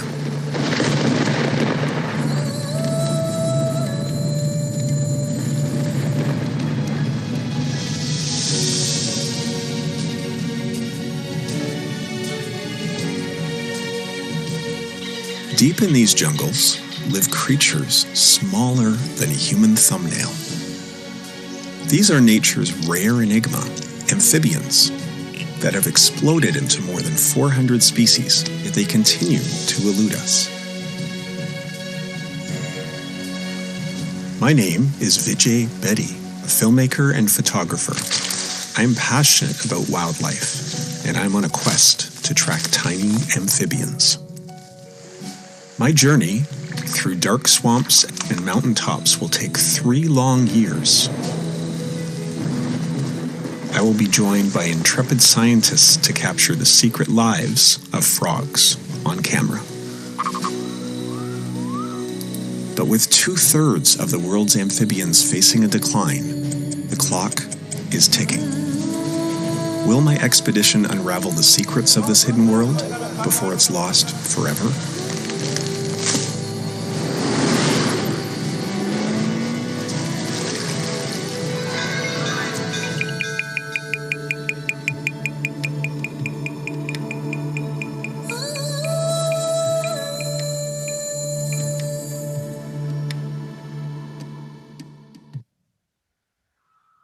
Amazing. That's such a high quality film there. Thanks. Really nice. So yeah, so just trying to focus on more lesser known species, and it's more important than as an Indian, we need to talk about these are our own pandas and these are our own frogs, and we need to save them basically. Thank you so much for that. Really is a great insight into why and the purpose of making films on lesser known species. I had another question, and that has to do with I think I'll actually, let me do this. Let me go to Ajayji, and then I'll come back, and then we'll do a couple of wrap up questions, and then we can go to Q&A after that. Audience, basically Q&A. So Ajayji, I wanted to ask a couple questions that I have for you. One question is, can you pin yourself, Ajay, first? Okay. Yeah, can you spotlight Ajayji, please? Yeah, will that work? Thank you. How does, I know editing is like such a below the line function that there are well-known editors, famous editors, but we hardly know them many times, right? But what role does editing have in making a film, especially a film such as The Secret Life of Frogs? I mean, first of all, a very hello to everybody, and I must say I'm honored to be here among all my fellow filmmakers and delegates, and you guys are doing a great job, and it's lovely to be here among everybody here. And just to add to what Vijay said about our film, I mean, The Secret Life of Frog is one of the first films of India on Indian amphibians. And the main core for making that film was to basically, highlight frogs as one of the major and very important species in our ecosystem, because I believe that once we save frogs, we can actually protect our ecosystem, we can actually protect our rivers, and we can actually protect other wildlife as well. So it's not just tigers we need to protect them, it's also the little creatures like frogs, which we need to really protect them so that we can protect the whole ecosystem and the wildlife and the nature. And as Vijay said, we touched upon a few species, and one of the major species was the purple frog. And just to educate, that according to the IUCN Red List, the purple frog is placed in the fourth highest category of threatened species. And almost all the other species which were covering, they were highly endangered, and they were an immediate need to conserve them. And just going back when we did our Red Pandas film in 2008, we also realized the same fact that when we talked about people about pandas, the red pandas, people didn't knew about that. And same thing when we went and talked about people about frogs. So the only fact people know about frogs was that they come out in rains and make these funny sounds, So it gave us altogether a more reason, to find, something more about these little creatures. And as other filmmakers was talking about, and you even asked, especially about wildlife films, it's very important is that the research in wildlife films is very important. And it is the key from I believe that it's the key to start, the wildlife film. And during our research, we did find out many facts, many behaviors which have never been filmed before. And we wanted to film these behaviors so that even scientists and other people who don't know this beautiful aspect of these frogs can actually see and learn about that. Coming back to your question about the editing, yes, I mean, editing is very important aspect of filmmaking, and our role has been very important as filmmakers, that to present animal behavior in a way which is not just boring, because at times, yes, people watch very hardcore conservation or wildlife films and they get bored, they said, oh, what is this? We don't want to see, behaviors, the routine behaviors. So me and my brother, came up with a very unique idea of, editing this frog behavior, which we call the torrent frog, the dancing frog, in a way which, not only just passes the message of the animal behavior, but also makes it interesting for any people from a younger child, or to an old person, or to a person who doesn't know about wildlife. So making sequences interesting, and at the same time showing details about animals, especially frogs, for example, the eyes. as they say, the beauty lies in the eyes of animals. So especially in the frogs, we were able to do that.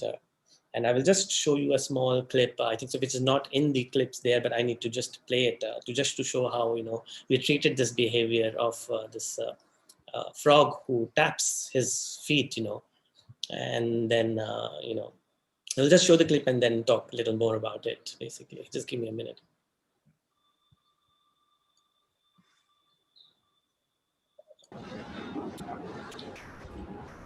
Ajay is the most well-mannered filmmaker on this panel. I vote for the award to him.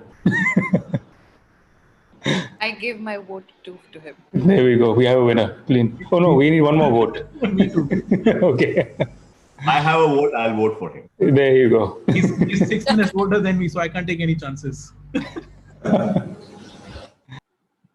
Well, that's just a picture of frogs, marriage, they are getting married. Talking about relationship, that's very important. Just give me a minute, I just showed. Oh, can you see that? Sorry. Yeah, okay. Guarding their precious rock, the males are on the lookout for any intruders.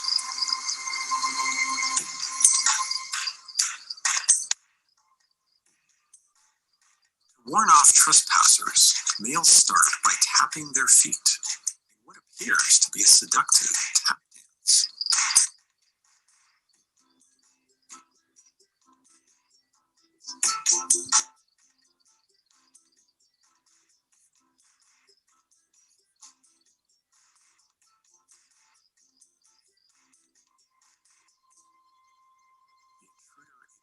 The warning and makes this move. The resident male is prepared to fight for his territory, and the intruder is up for the challenge. They get into position, ready for a kicking match.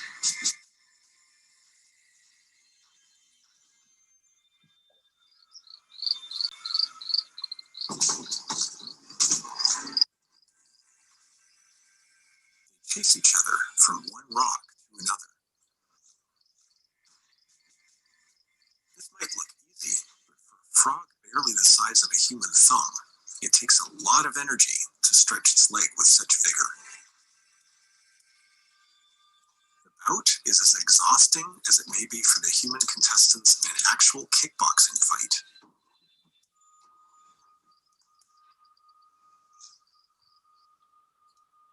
That was one. I will just quickly show you another the dancing sequence, basically, just to give you a brief idea. Wow. Ajay, audio not that clear. I don't know why. I don't know. I mean, I have to full, basically. Just give me a minute if I can connect. Okay. When you share, Ajay, when you share, there's an option to optimize for video clips. So stop share, do share again, and then on the bottom, you'll see an optimize for video clips or something like that.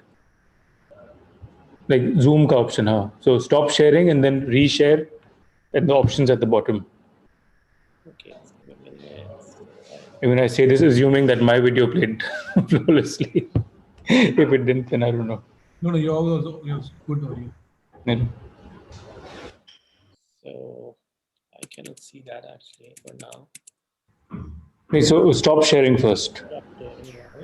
Now, And now reshare and look at the bottom of the screen. okay. Optimize for video clip. Okay. Yeah. And share again, right? That's what you're saying? Yeah, I mean, give it a shot.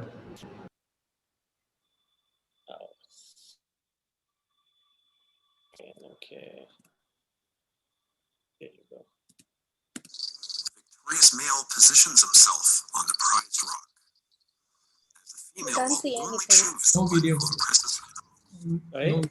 No video. No video. Black screen right now.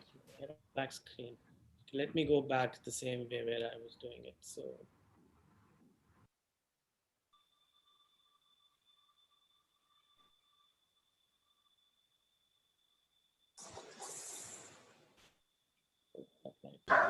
So from share screen, choose your QuickTime player. There'll be, So if that didn't work too well, then just do share my whole screen, which is the first option.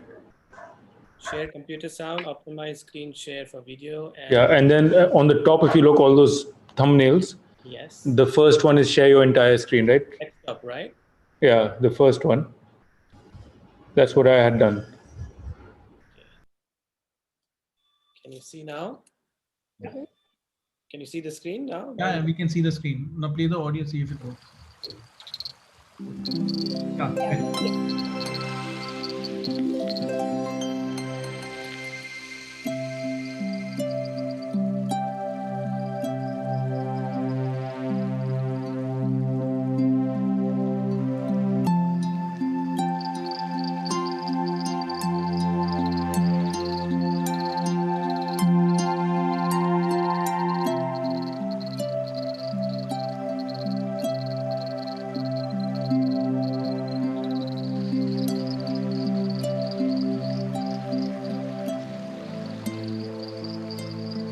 Foot flagging is a captivating, skilled behavior, attracting the female's attention. Tapping feet, stretching legs, and flashing toes, torrent frogs with their repertoire of moves have earned the title of the Indian dancing frog.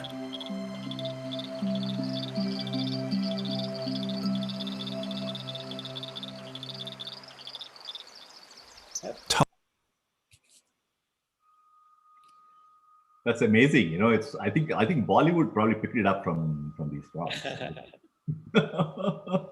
Amazing.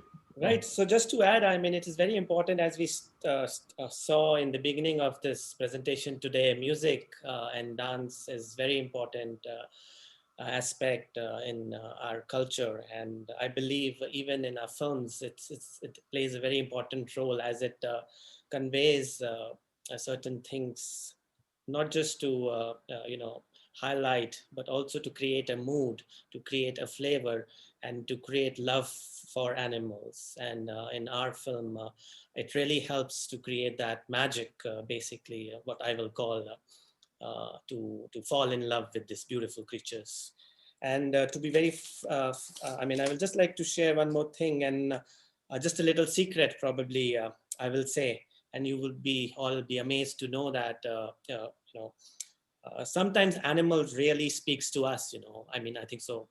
All the filmmakers here might agree that, you can actually feel that these little creatures or the animals really speaks to you. And it's not just one feels it, you can actually experience it while you are filming them, that the animals really want you guys to film them, or, to be there around yourself. And which we really experienced while we filming frogs, that, during a course of time, they believe that you are part of it, and they will actually come, either hop onto you, or, they will just be very close to you and just be perform naturally as you are part of it.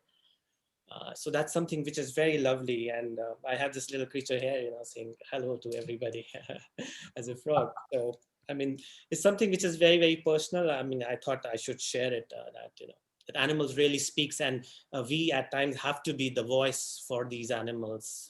And we have to convey the conservation message to all our viewers and to across the world, that we really need to conserve these beautiful creatures and our natural environment to survive.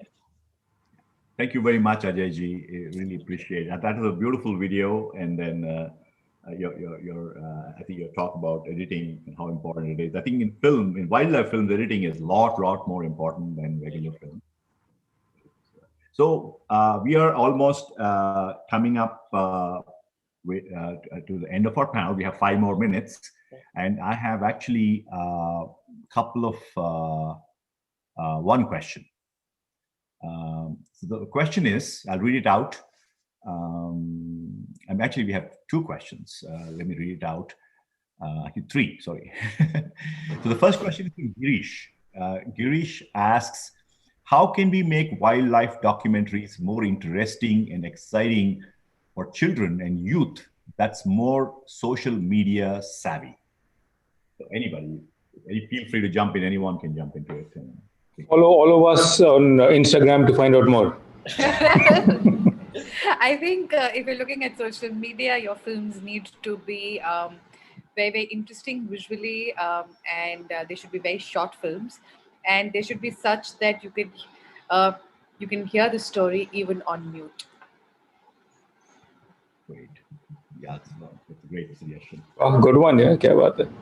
Yeah, a lot of people watch on mute, so you should be able to understand the story without hearing anything. Good point. Good point. And add text then maybe little bit. Yeah. Okay, that's a great answer, Akanksha. Thanks so much. That's very, very. I'll just add to that you can use Instagram stories or like this new platforms to sort of pull them into the actual content. Sometimes you can use those to link your main, like Gautam said, he uses pretty pictures to pull them into conservation and then bam. So similarly, stories, because a lot of these kids these days are content creators themselves, so they understand this field. So if you can use these stories creatively, that's a great way to get them to watch more content, conservation content, wildlife content. Okay. Anita Rangaswamy is asking, with the large number of Bollywood films, I mean, /wood, that wood, this wood films, what is the interest level in general for environmental and animal conservation in India? This is a great interest. In other words, what kind of an impact are you guys making on the whole topic of animal conservation? See, it's a very interesting question. You know, the thing is, there's huge amount of talent in India to do some great stuff, and like there's so many people making films now because they've realized. First, they start with taking still pictures, you know, and then they graduate to making wildlife films.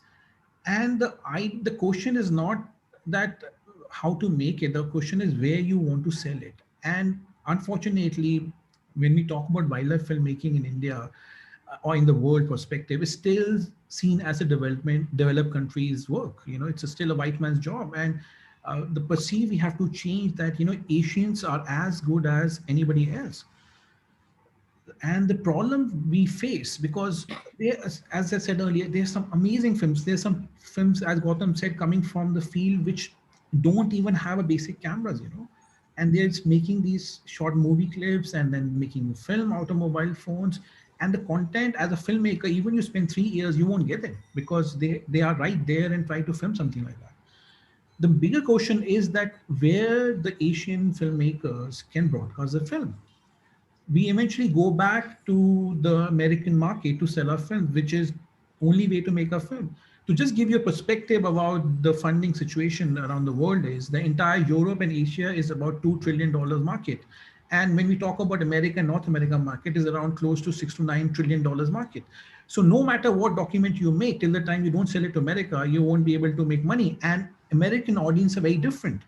They don't want really, they want more interactive. They want to focus on more on sharks. Most of the bigger broadcasters and OTT platforms still have dedicated show to sharks and people who handle animals. And unfortunately, the Indian wildlife scenario is very different. As per the law, you're not supposed to handle any of the animals, including as tiny as frogs, for example. So I think that the bigger picture is that Indian government should step in, and we need to have more broadcasters and coming to give a more slot to Indian wildlife filmmakers to showcase their work, you know, or OTT platforms, matter of fact. Thank you, Vijayji. With that, we are pretty much out of time. Arunima is asking me to wrap it up. And so therefore we will. And I will just make a quick 30-second closing remark. And that is that I have learned so much today. So thank you all for I mean, it was an amazing panel. I mean, all of you spoke so well, and all of you actually provided so much insight into something that you wouldn't be able to read about it in some article or anywhere, right? So it's fantastic. So I thank you personally from the bottom of my heart for being able to come over here and speak to our audiences. So thank you very, very much. I hope to stay in touch with you guys. And we have a film festival coming up, like Arunima mentioned earlier, 12th to 15th of November, the first ever Indic Film Utsav. So Thank you very much. Over to you, Arunima. Thank you so much, Tanji. I would like to interrupt a minute, and I do want to say that I thank Sugandhi for actually putting us in touch with all of you. It was really kind of her, and she helped us out a lot with getting us in touch with all of you. So I thought I should mention that. Tell us a little known fact about Sugandhi. Pardon me? Yeah, see, that's a little known fact about her. No, you tell us. You tell us. You tell us. What should I tell you about her? She's a really sweet person. They want to let something We out. all know that. We're not buying it. We're filmmakers, yeah. You're not buying it? Oh, but I mean, I asked her, and she, in fact, Amoga Varsha asked Sugandhi to help us out. And when we asked her, she was really nice. I mean, she was available even at 11 o'clock at night when we messaged her. So she's really a nice person. So if you all have any other opinion, well, you can laugh all you want, but she's a good person. So little known fact is that if you send her a text message at 11 p.m., she will reply. Ah, correct. Oh, she's a nice person is a widely known fact. Okay, thank God you said that. No, of course, that's what I meant. Okay. Oops. Varsha, you want to thank them all? Yes, ma'am. Very wonderful. Thank you, Ganji, and thank you to all of our speakers, Akanksha, Gautam, Gunjan, and the Bedi brothers, Ajay and Vijay, for sharing your time and thoughts with us. I hope we can have more such vital discussions in the future. I will now hand it over to Vijay Lakshmi Aunty to take us to the next session. Thank you. Thank you. It's such a pleasure. Thank you. Everybody. Oh, and the reason why we brought Danji to chair this is because we thought somebody coming from a completely different film background should understand, what wildlife filmmakers go through. So that was our reason for, asking him to come in to do this. So I guess now people understand that making films where the actors don't listen to you is quite a tough job. Akka, we must make a small promo for the Indic Film Utsav that's happening November 12th to 15th. Danji is the chief curator. We have received more than 800 entries across features, documentaries, shorts, and ultra shorts. This is an initiative for us in the film space. So, Danji, you want to talk a little bit about the festival and all the things that are happening there? Sure. I mean, give me a chance to talk about the festival. I'll bore you guys to death. You'll get exactly 3 minutes, Danji. Oh, thank you, Maka. Thank you so much. Yeah, this is a very important festival. It's a specialized festival. It's focused on. It's called, like I mentioned previously, it's called Indic Film Utsav. By the way, we've chosen the elephant as our logo. So our logo is a victorious elephant. So Indic Film Utsav is happening 12th to 15th. We are at a point where we are about to close submissions. Of course, if any of you would like to send us films, I know we got a few, but you have to email me, and we don't need an end date for you guys. You guys can send us an email, film anytime, and we will include it. So the film festival is like any other film festival, except that it's a global online film festival. We are going to host our films on a very secure DRM-enabled platform, and these films will be shown to worldwide audiences all over the world. I mean, 24/7, people can go and watch a film. We have a major campaign, a publicity campaign that's getting mounted as we speak, and it will go out to a lot of people, and a lot of people are going to watch it. The festival itself has several categories. There's features, there's documentaries, there's shorts and ultra shorts. We are one of those few festivals that has prize money for the winning entries. Indic Film Utsav is a flagship event of Indica Pictures, which is one of the several platforms of Indic Academy. And we are entirely self-funded, and we also don't charge a ticket fee. So It's a very genuine effort that we are trying to put together to showcase films that are about forgotten memories and untold tales of India, with the goal of reviving the Indic civilizational thought.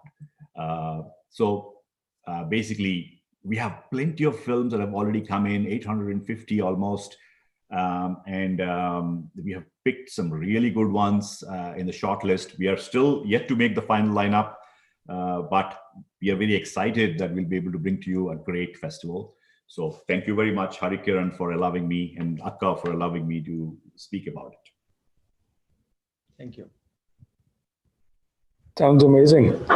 Maybe you should add a little foot flagging frog on top of the elephant. This was leg out. 850 is amazing for a festival. Wow. Yeah, we are actually very overwhelmed. We are very happy. This is the first time we're doing this, and we've got some good promotions from a lot of stars in the South who helped us, a lot of producers in the South who helped us. So yeah, very, very excited. All the best. All the best and wishes for the festival. So thank you all. And now we'll move on to our next session, which is Lifeline Nurture. We welcome people who have just joined us. And this is going to be a shorter session than this first one. We welcome Sri Narayan Maneji, who is the secretary and the head of the BNMIT institutions. In fact, he's won an award from the Hindu for the best educationist. And what is nice about that college is that it's an engineering college, but they have a very active nature club. And like I already mentioned right at the start, they've always supported us in anything that we've done with the environment. So each year we have, actually we started with a crazy, massive live wildlife photographers exhibition with, I think, 14 of India's biggest wildlife photographers exhibiting. And we just said, okay, we'll do it. And then it became so big.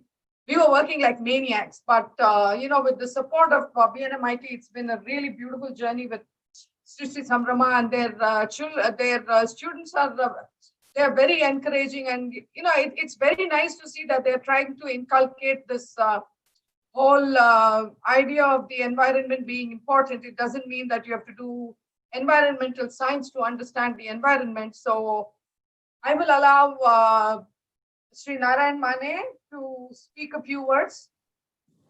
Welcome, sir. Thank you, Vijayalakshmi, for a nice introduction. Happy evening to all the participants here and the panelists. I am very delighted to be here amongst an elite audience who are like-minded in the cause of conservation and saving the environment. It is a subject very dear to all of us at BNM Group of Educational Institutions. And I am happy that in spite of this pandemic, we were able to put up this good show. This has been going on for the last 10 years with the active support of Heritage, headed by Vijayalakshmi Vijay Kumar. And I'm sure this will go on and on, bringing together the stalwarts in this field, especially those who are really working beyond the call of duty, and also making the minds of people richer with insights into the environment, with insights into our responsibilities, and also making us know about the status of the environment today, what needs to be done, what we can do at the grassroots level, what students can do in their own way, plus bring awareness among the people who are responsible for this, like the Department of Forest, like the government, both at the state and at the center. And I'm really very happy to be part of this Srishti Sambhrama, the Earth Mother Festival, which has been happening from the last 11 years. And I'm also very happy to share that at B&M Education Institutions, we have a nature club called as the B&M Friends of Nature Club, which has been in existence from 94, 95, and this year we are celebrating the 25th Silver Jubilee year. I am very happy that lots of people from across countries and continents are participating in this beautiful program, which is happening online, and our activities at B&M Friends of Nature Club has been varied.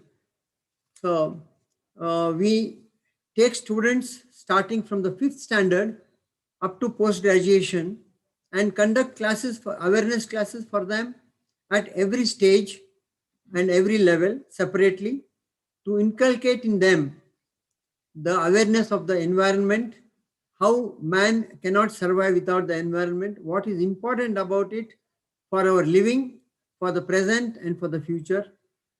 And some of the activities that we are doing in the Nature Club is basically teaching them the elements of bird watching, enjoying, identifying all the ways that is possible to identify the birds, tree planting, not just planting, but also taking care of them, nurturing. For your information, all the trees in Banshankari second stage extension of Bangalore have been planted by our institution students and staff right from 1974.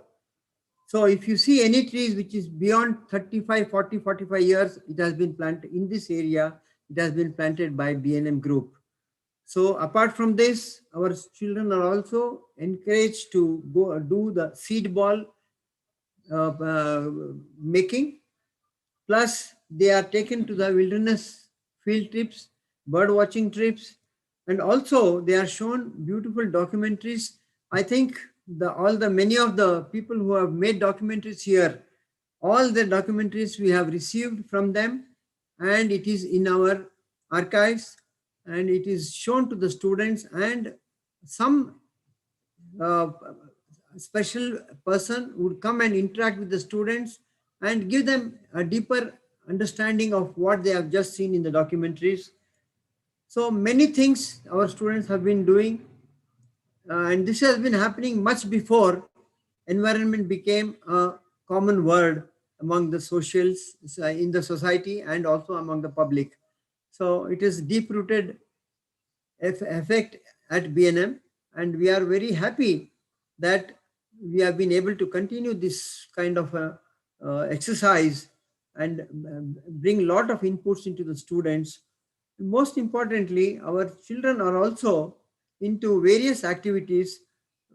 Apart from doing very well in their academics, they are also involving themselves with NGOs, looking after the programs in the rural areas, bringing awareness among them, among the villagers, and showing them the importance of not spraying insecticides, pesticides, and killing the very food that the birds eat. Probably we are going back to the old ways of agriculture, and this is being inculcated by our students among the rural folks as to the importance of all these excessive use of fertilizers and many things that they are doing, and it has paid a rich dividend, and almost about 110 to 115 villages they have covered in the last 7-8 years. So this is one aspect of the activities of the B&M Friends of Nature Club. As far as Srishti Sambhrama goes, I am sure Vijay Lakshmi ma'am would have appraised, but I would like to just share a few points here. Here, not only we celebrate Earth Mother Festival, but also we recognize people who are on the field, the environmental soldiers who have worked beyond the call of duty, and also who have worked without any rewards or any awards, but we have called them to the program, to the festival, and enlightened the audience and the public and the society about their achievements, their hard work, and given them recognition and also given them awards. So this has also been a part of the Srishti Sambhrama program that has been happening. So all the while we were talking or hearing to the resource people here in the program the last 4 days, they have been featuring less important in public eyes, but more important in the environment sense, which play their role in the ecosystem. But however, many people ask us why we want to only save the tiger, why not other animals? They are also equally important and part of the environment. But I would like to say here why we have to save first and foremost the tiger, because that is the emblem of B&M Friends of Nature Club, and we call it as the tiger is a gentleman. Why we call it so? Because it is at the top of the pyramid and the food chain. And if the tiger survives, we all know that the pulse of the forest is healthy. And that being so, the forest remains healthy, and the forest remains healthy, we get to have our daily drinking water. Our rivers are healthy. There's no soil erosion, no uprooting of trees, no uprooting of the ground cover, and hence we get water throughout the year. And that is the main reason why we have been stressing about the tiger. And probably many people may agree with me, many people may not agree, but still the fact remains that if the top of the pyramid breaks or collapses, the entire pyramid will break. So that being so, this is what we believe at B&M Friends of Nature Club. And most importantly, we had in the Srishti Sambhrama great people who are connected with the environment and wildlife, people like T.N.A. Perumal, M.N. Jaikumar, and here I would like to remember Mr. Vijay Kavle, who left us very recently. He has been a part of Srishti Sambhrama all these 10 years, a very active member, and he has, every time we got a new batch of students, he was there to address them, the importance of conserving nature, importance of the birds, and also showed us his beautiful collection of bird photography. So we also have had people like Sandesh Kadur speaking to our students and showing his documentaries. We had Mr. Neginhal, Shatavdani Ganesh, and also we had Mr. Kalyan Verma's program here.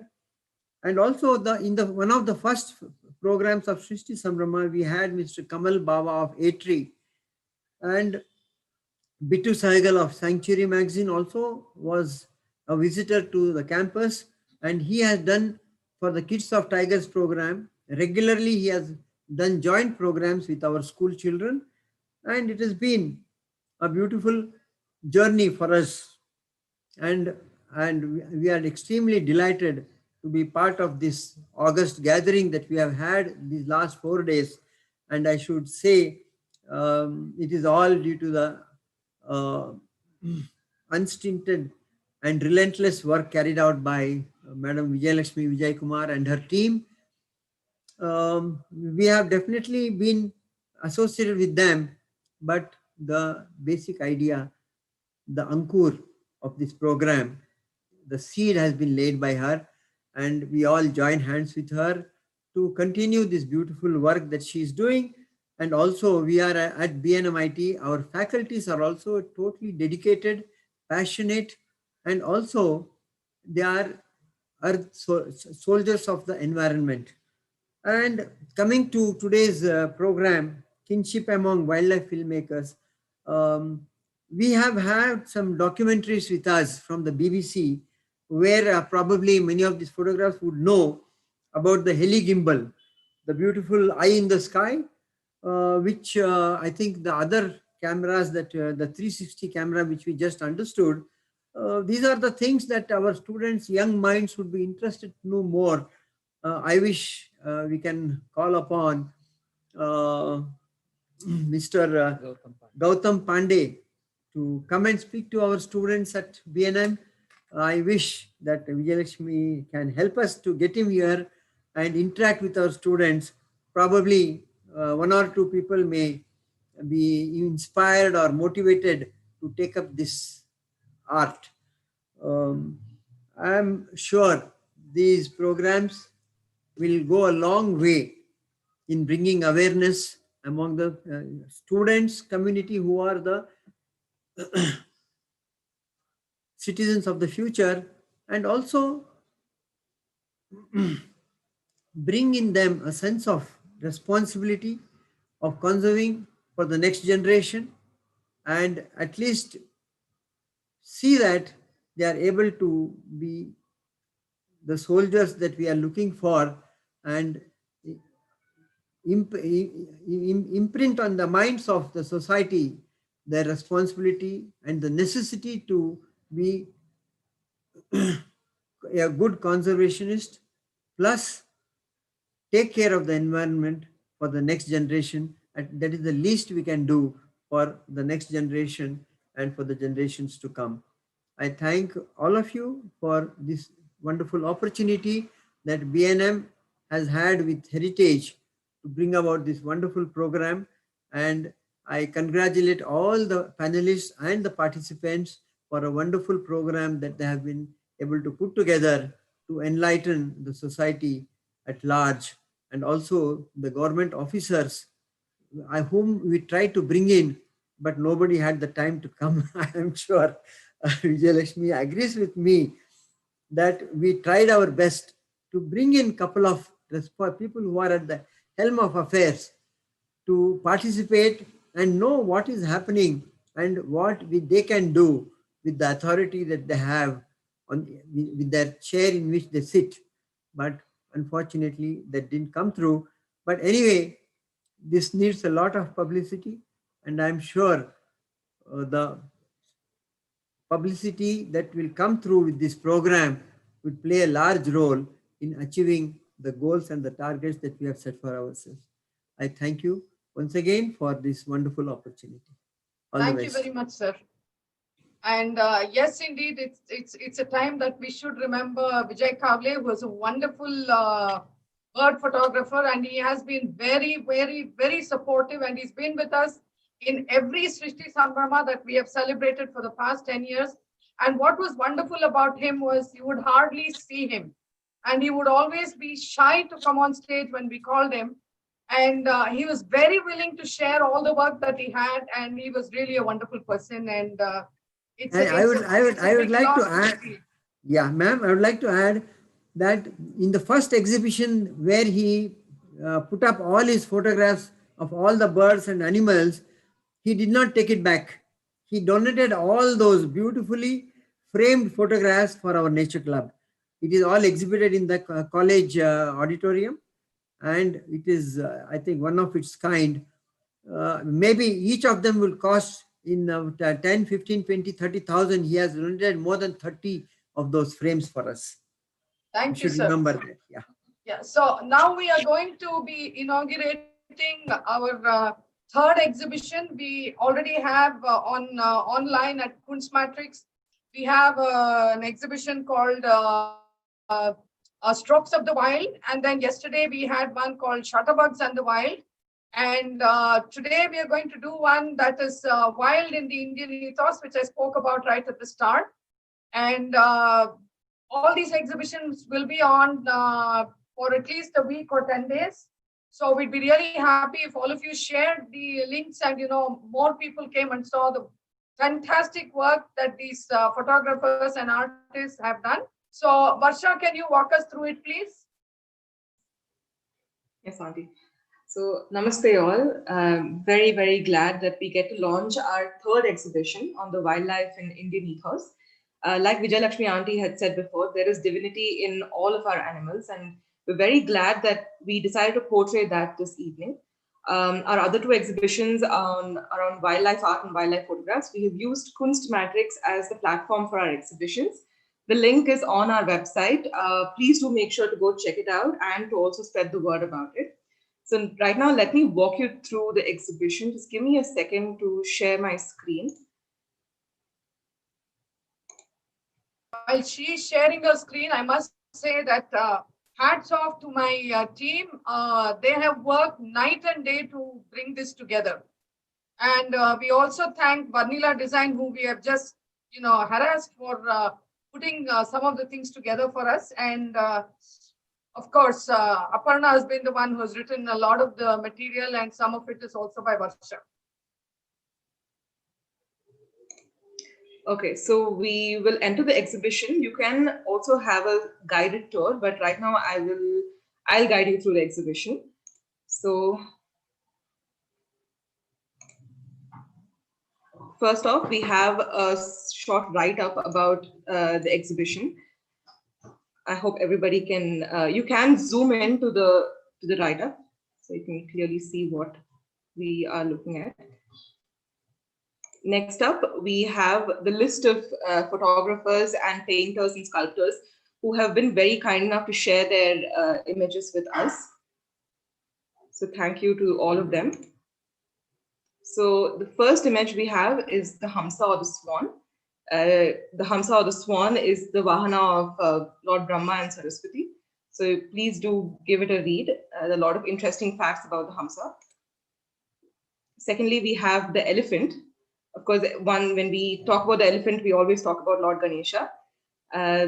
So please do give it a read again. This also a very interesting fact. This painting was done by Ms. Sangeeta Kadur, who comes from a family of wildlife conservators, filmmakers.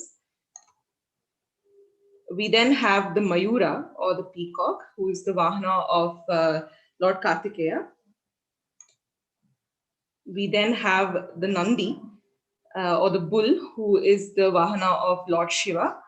There are about, I think, 12 of these big bulls across India, one being in Bangalore. And then we have the bear. Of course, we all remember Jambavan when we talk about the bear in the Ramayana. He's the one who reminded Hanuman that he can fly. And so that is the bear. Then we have the praying mantis. Next, we have the vulture. When we talk about the vulture, again, we go back to Ramayana. We have Jatayu and Sampati, who were the ones who fought, Jatayu especially, he fought with Ravana to save Sita Mata. This photograph was also given to us by the retired IFS officer, Mr. M.N. Jaikumar. We then have the horse. The horse is the Vahana of Lord Surya. We then go to the spider. This photograph was provided to us by a macro photographer, Mr. Hayat Mohammed, who was also a part of our panel discussion yesterday on shutterbugs in the wild. We then have Varahaswami or the boar. Varahaswami was the third avatar of Lord Mahavishnu. We then have Kurma. Kurma Avatara was the second avatar of Lord Mahavishnu. This photograph again was provided to us by Mr. M.N. Jaikumar. Please do give it a read. There are like really interesting facts about each animal and how it is involved, how it played a role in the Indian ethos. We then have the rhino, which interestingly, this is the first time when I got to know that rhino was an important part of our ethos. We then have this beautiful painting by Mr. G.S. Sudhindra of the Mushaka or the mouse, who is Ganesha's Vahana. We then have the rooster, the one that wakes us all up in the morning. The rooster is also an important animal because it represents Lord Kartikeya's flag. We then have the crocodile, who is the Vahana of Lord Varuna, the god of oceans and water and other water reservoirs. The ant, when we talk about the ant, we always remember Valmiki, because Lord Valmiki came out of the Valmika, which is an ant hill. We have the owl, the wise old owl. This is a painting done by Miss Srimati Krishna De, who is the mother of Mr. Biswajit De, who was also part of our panel on the first day on Lifeline Nurture. The owl is again the Vahana of goddess Lakshmi. The parrot or Shuka is held by Lord Meenakshi. This again is a painting done by Mr. G.S. Sudhindra. We then have the Sarpa or the snake. The Sarpa is related to Lord Kartikeya, to Lord Shiva, and he's also Lord Adishesha. He's again Lord Mahavishnu's bed, Adishesha. We then come to Anil, or the squirrel, who has played a vital role in the Ramayana by being Sita Mata's friend and also has helped Sri Rama in building the Rama Setu. We then come to Lord Hanuman, who's the Vanara here. So Hanuman is represented by, is actually the grey langur. This is what is represented here. This photograph was provided to us by Kalyan Verma. We then have the tiger, the Vahana of goddess Durga. I'm sorry, I'm rushing through because we do have a speaker for the next session. We come to the blood pheasant or the chakora in Sanskrit, who is Sikkim's protector. He's widely worshipped in Sikkim. We come to Lord Garuda, who is the Vahana of Mahavishnu. And finally, we come to the Krishna Mruga or the antelope. Here it's represented by as a black buck. He is the Vahana of Lord Vayu. And with that, we come to the end of the exhibition. We have tried to incorporate at least 25 animals here. We do have a few more coming up by the end of this week. We also are representing sacred groves as well. So please do make sure to come check it out. Again, by Wednesday, we will be updating this exhibition soon. So with that, we come to the end of the exhibition. And I would like to mention that Ishwar Mane has also given us many of the pictures, and he happens to be the son of Sri Narayan Rao Mane. And he is practically one of India's most well-known photographers of the butterfly. So now I request Sri Harikiran to say a few words before we go on to our next speaker, Sajan John. Namaskar. Thank you so much, Shaka. It was a fascinating 4 days. When I didn't realize the kind of work that you were doing through Heritage. After only I heard from the earlier speaker, the last 10 years this program has been going, and you've been very kind enough to give this platform to CSP and make the CSP as and promote this on a global basis. So that's very nice and generous of you. So as I keep saying, where were you all my life? And I so wish that there's so much to do, and I'm very happy about that. Just a few comments I wanted to talk. I really like the way you've curated, and this whole program has been curated in terms of the 3 days of films. Today we had films, yesterday in terms of the photographs, and earlier in paintings, visual arts, and then the ancient sciences, and we also have throughout how do we conserve. It's a fantastic curation. I just want to tell the audience a bit of about Indic Academy and what it is doing for sustainability.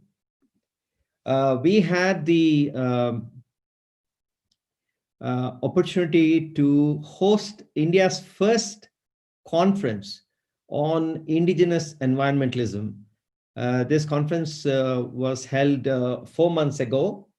And this conference we had spread over 2 days. We had more than 45 speakers, and we covered a wide range of issues. And this is for the first time this has happened as such a kind of a conference which dealt with issues from an academic point of view. After that, we have set up a center for indigenous sustainability. This center is headed by Rahul Goswami and Viva Kermani. And through this center, we have announced and awarded 8 research fellowships across various topics. And that research is going on. Broadly speaking, this center is focused on 3 areas: regenerative agriculture, Ayurveda, and crafts. So we are looking at doing ground level research and working from there onwards. Our primary focus is always we look at the value chain. Primarily, we look at the research. Research has to convert itself into publications. The publications then have to be converted into courses. And from that courses, we do events and webinars and seminars. And so that's the value chain that we look at. So this Center for Indigenous Sustainability is now very active. And we look forward to any of you to engage with us because this is Indic Academy itself is focused on Indic civilizational thought. And as Vijayalakshmi keeps talking about how our culture, it is originally about seeing divinity in nature, and we all know about that. So how do we bring that back into the forefront? And that's what this center is trying to do. And one of the things that struck me, and we had announced this a year and a half ago, and I want to request, because the way for example, just now, Varsha has showed us about the various animals that are there in our scriptures. We have grown a forest here in Hyderabad, a 14-acre forest under the Miyawaki scheme, Miyawaki way of growing a forest. And we have created pockets of spaces in between. And we want to actually create a environmental art sculpture park and encourage artists. So if you actually seen what Vijayalakshmi has done, she has created painters on the first day. Then you have the photographers, and then the documentary filmmakers. So you see, you have 3 forms there. So the 4th form is basically conceptual art, installation art, sculptural art, which also represents how we as an indigenous culture see divinity in the nature. So this is a project that we have announced it a year and a half back, and it's there out there, and because of COVID, then we could not take it up. But I would urge all of you who are I see a lot of artists who have participated in this event. I would urge all of you to think about this, that whatever you're doing, how do we physically manifest it and represent this and again showcase how indigenous culture and indigenous thinking is the way forward for sustainability. So with those few words, I thank Vijayalakshmi for a fantastic event. This half-year Center for Soft Power has gone from strength to strength. We've just finished a global Utsava on soft power. Before that, we had more than 8 talks. Our soft power mag, which Aparna is editing, is doing fantastic. It's the only one of its kind in the world today, which showcases our culture to global audiences. So we look forward to continuing this engagement. Thank you very much.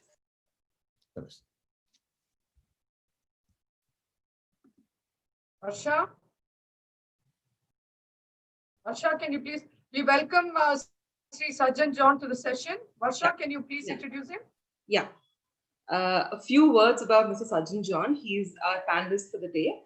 Mr. Sajjan John has a master's degree in marine biology, and he has joined Wildlife Trust of India in 2014. He manages the marine projects of WTI, which includes the Whale Shark Conservation Project along Gujarat, Kerala, and Lakshadweep, the Coral Reef Recovery Project at Mithapur, Gujarat, Mangrove Conservation Project in North Kerala, and Mobile Distribution Survey along the Indian coast. We look forward to listening to your talk, Mr. Sajjan John. Over to you. Thank you, Varsha. Hope I am audible. Sir, we can't hear you well. You're quite faint, Mrs. John. John, can you? Okay, so is it audible now? Yeah, it is. It is fine. Okay, thank you, Varsha. Thank you, Vijay Lakshmi ma'am, for giving an opportunity to talk about the conservation success of whale shark on this platform. And I would like to say that the previous session, I was listening to the previous session, and it was quite amazing to hear that how this group of conservationist documentary group working very closely to share the conservation message across. And this particular project, the whale shark conservation project, which I'm going to talk about, is also a product of a documentary which created a huge hue and cry in the conservation world. So with that, I would like to talk about the success story of the whale shark conservation, which happened in Gujarat. So just to start with, what exactly the whale shark is? Whale shark is the largest living fish on planet Earth. It can grow up to 18 meters and it can weigh a little over 20 tons. We don't have much information about this particular species, even though this is one of the largest fish. Our information about this particular species is very, very less. What makes it so endangered is that there is unregulated fishing, lots of poaching happening for its fins, liver, and skin and meat. And there are lots of accidental entanglement, mortality, and also ship strikes. So these are the reason why, these are the major reasons of the mortality of these sharks. And looking into the okay, so when we talk about whale shark, there is a confusion between people. So lay public really don't know what exactly a whale and what exactly a whale shark. And most of the time, when I talk about whale shark, end of the talk, most of the people ask me, okay, so now you talk, I mean, now you start telling about whales. I don't talk about whales here. Whales are mammals, just like human beings, whales are mammals. Here I'm going to talk about shark. Shark is a fish, okay, and whale shark is a fish. Whale shark is not a mammal, so it is nowhere associated to a whale. Because of its sheer size, it's a huge shark. So because of its sheer size, we call it as commonly as whale shark. So whale shark is a shark and it is a fish. That's why we call it as the largest fish in the planet. Whale shark is having a fairly large distribution. It is distributed all along the coast, mainly in tropics. It is not seen in the temperate region, but it prefer the warm climate, so it is fairly common along the tropics. If coming to India, Gujarat coast, especially the Saurashtra coast, is one of the major aggregation sites of whale sharks. So every year from October to April, you will get to see whale sharks aggregating in larger number along the Gujarat coast. So this was one of the major issue also, because when the whale sharks used to aggregate along the Gujarat coast, what exactly happened is that people found it as an opportunity for livelihood. So people started to hunt for whale shark. They were targeted hunting for whale shark along the Gujarat coast till 2001. So what happened is that such a large animal, we are talking about a huge animal over 20 tons. This biomass is exactly used for, and there is no much of commercial value for edible value for whale shark meat. So what they do is that they'll take the meat and they'll make poultry feed out of that thing. So, and fin is also having some value, so largely export value, and it don't have any kind of domestic market. And liver, basically they'll take the liver, extract the liver oil to waterproof their boats. So you can imagine that such a graceful animal, gentle giant, it's no way create a harm any of the human beings, is slaughtered mercilessly for thrifty amount of profit. So I would like to link it to the previous session. The speakers talk about the importance of conveying the conservation messages across. So I would like to talk about this particular documentary by Mr. Mike Pandey in 2000. he made a documentary on the whale shark, the plight of the whale shark along the Gujarat coast. It was titled as Shores of Silence, and this particular documentary received the Green Oscar for one of the best documentary movies in that particular year. And this documentary clearly showcased the plight of these. Laptop won't come with that. You stand like that only, yeah. Tell us, तुमचे framing करा photo मध्ये. You guide from there with the looking at the camera. You guide him. 3, 2, 1. So, sorry, I can hear some. Stand straight. Srinivasji, can you please mute? You're going too much on the side. Come between. Narayan, Stand straight. Stand straight. Sri Narayan Mane, can you okay? Yeah, thank you. So this particular documentary showcased the real sad story of whale shark along the Gujarat coast, and how the coastal communities are, how the livelihood of the coastal communities were dependent on the whale shark in that particular region. So this was a eye opener for everyone, and this documentary really made a dent. And this documentary actually kickstarted a massive conservation project along the coast of Gujarat, which I am also part of, and I'll be talking about that particular project. So what happened is that this documentary made everybody to kind of discuss about the sad state of whale shark in the country of India, and this actually also led to many of the policy changes as well. So whale shark became the first fish to get the protected status in the Indian Wildlife Protection Act. So whale shark in 2001 became the Schedule 1 in the Schedule 1 of Indian Wildlife Protection Act. So this is the first fish to get that particular status. But the sad part, what happened is that even though the protection was there on paper, in the real life scenario, the whale shark was again facing numerous threats from the fishing communities. So we thought that, yes, we need to convey this message across the fishing communities. Okay, the fish is now protected, the fish is endangered, we have to save it. But the thing is that somebody has to go and tell this thing to the fishing community. So we thought that, okay, this is a better time to kind of step into the fishing community. And we also got some support from International Fund for Animal Welfare. The corporate support we got from Tata Chemicals Limited, and we thought that, okay, fine, we will go to the public. And we started this project in 2004 along the Gujarat coast. The first major challenge was that apart from the fishing community or apart from the fishers, nobody have seen a whale shark. So we are telling them that, okay, whale shark is the largest fish. It is, it is almost like 20 ton, 20 meters, all these things. But the thing is that, nobody have seen a whale shark in real life, the general public. So we thought that, okay, for the people to kind of, get a context, we have to make something like that. So we made an inflatable balloon, basically. So this is an inflatable, life-size inflatable, which is close to 40 feet. And we took this inflatable to the general public, and we told them that, see, this is the animal we are talking about here. Okay, this is such a large animal. Even though it's such a large animal, it is not creating any harm to any of the human beings. This is basically friend of the fishers, and basically these animals are really important for the health of the oceans. And whenever these animals are coming to your shore, you are killing them. So it's not a good thing. Okay, so first of all, we made this inflatable, and we also thought that, okay, this is not enough.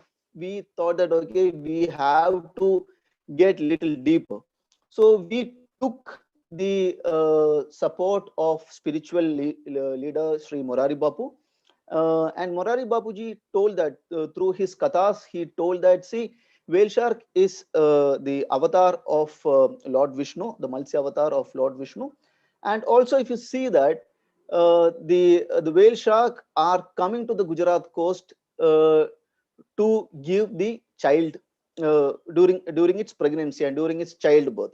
So he started to kind of relate in such a way that, okay, this is the way like the married girl coming back to the her house to deliver the baby. So you have to treat this fish as a guest. So Aditi Devo Bhava. So this is deeply ingrained in our culture. So you cannot kill a guest who is coming to our place, and you have to treat it as your own daughter. So this actually gave a different feeling among the fishing communities. So they really listened to Morari Bapuji. And also we thought that not only the fishing communities or the general public, we have to target the next generation also. So we went to schools and we went to all the coastal communities, the kids, and we told that, okay, these fish are important for the ocean. So as I told you, in 2004, we started this particular project, and 2005, the first whale shark rescue happened in the state of Gujarat. The very same fishers, the very same hunters, very same people used to hunt whale shark are now rescuing the whale shark, rescuing and releasing the whale shark.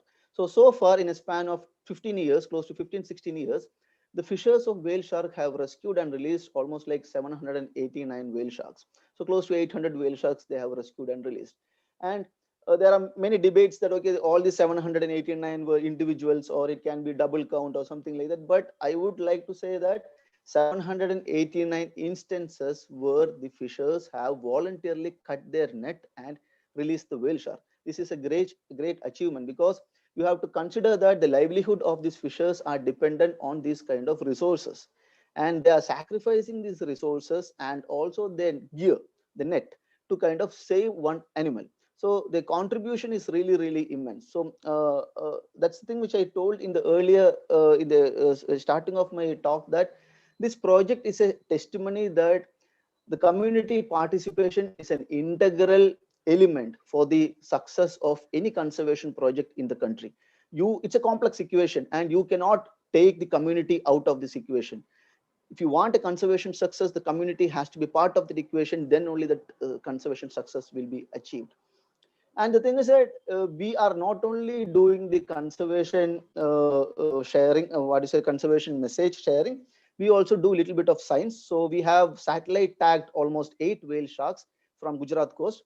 And it is evident that the whale shark from the Gujarat coast actually migrate to a larger distance. And here, this is a glimpse of one of the satellite tag, which was tagged from Gujarat. If you can see the northern part of India, the Gujarat part. From there, it's coming down to south and slowly moving to further west towards the Somalian coast. And we tagged this animal for almost like 400 days, and we lost the signal. But the thing is, it's pretty evident that they use the seascape.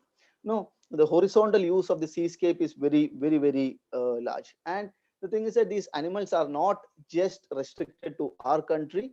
We also have to have these bilateral agreements and bilateral dialogues between the countries, our adjoining countries as well. So these are the informations which we are getting from these kind of satellite tagging studies. And interestingly, the thing is that as Morari Bapu told initially, that the whale sharks are coming to our shore to give the childbirth. And I would like to say that his prophecy was almost true. We have recorded something like 8 whale shark pups from the Gujarat waters in a span of last 10 years, out of which 5 were neonates. Neonates means recently born babies, which is less than 50 centimeters in length. You have to imagine, okay, an animal, we are talking about an animal which is 40 feet. The adult size is 40 feet, but the baby, the neonate, the recently born baby is only 50 centimeters. So it's so small, okay. And we have got the records of 5 neonates and another 3 pre-juveniles. So altogether we have records of 8 whale shark pups from Gujarat waters, which is a really interesting piece of information. And globally, nobody knows exactly where the whale shark mate and where exactly the whale shark give birth. So we don't have much information about the breeding behavior of the whale shark. But here we can proudly say that we have this information from our country.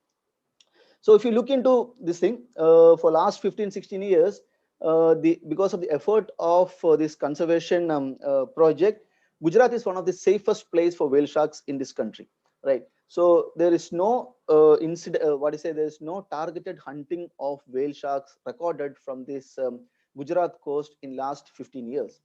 And whenever there is an accidental entanglement of whale sharks happening, the fishers voluntarily cut their net and release it. I actually I missed about this thing. The Gujarat Forest Department is also giving compensation for the net loss. So basically these all things got into the policy level so that the government is also supporting the fishers for their generous contribution. And till date, close to 800 whale sharks have been rescued. So this is the story of the Gujarat. Taking the Gujarat story, we thought that, okay, we can do a survey all along the Indian coast to know that apart from Gujarat, do we have any whale shark aggregations? So the better people to go and ask is the fishers themselves. So we did a pan-India survey interacting with the fishers to know that whether you have seen whale sharks aggregating in your coast during fishing.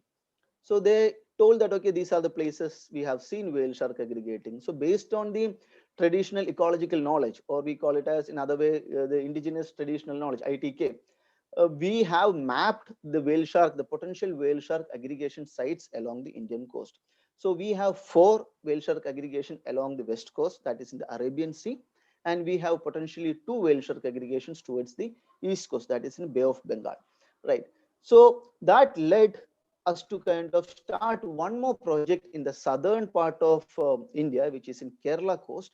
We thought that fine, because Lakshadweep, Kerala is one of the largest aggregation of whale shark in the southern region. So we will start a project. So in 2017, following the Gujarat model, we initiated a project along the Kerala and Lakshadweep coast. And what happened is that the fishers actually rescued 2 whale shark which was accidentally entangled from the Kerala coast. So this was also a great achievement, right? The number 2 is really small, but the thing is that these are baby steps towards a larger conservation goal. So I would like to kind of conclude my talk over here. I would like all the participants to have a look at this the slide which I am showing. As the previous session also, the speakers talked about the sharing the conservation message. So this is something like an important thing. The ignorance is one of the major problem amongst us. So creating awareness, and I am happy to be part of this platform, and I am happy that these organizers are also taking attempt to kind of share the information, even though I told that whale shark is one of the largest fish, but it's one of the least known species. So thank you all. Thank you organizers for giving me an opportunity. Thank you. Thank you so much, Sajanji. That was a very interesting talk. Just a couple of questions for you.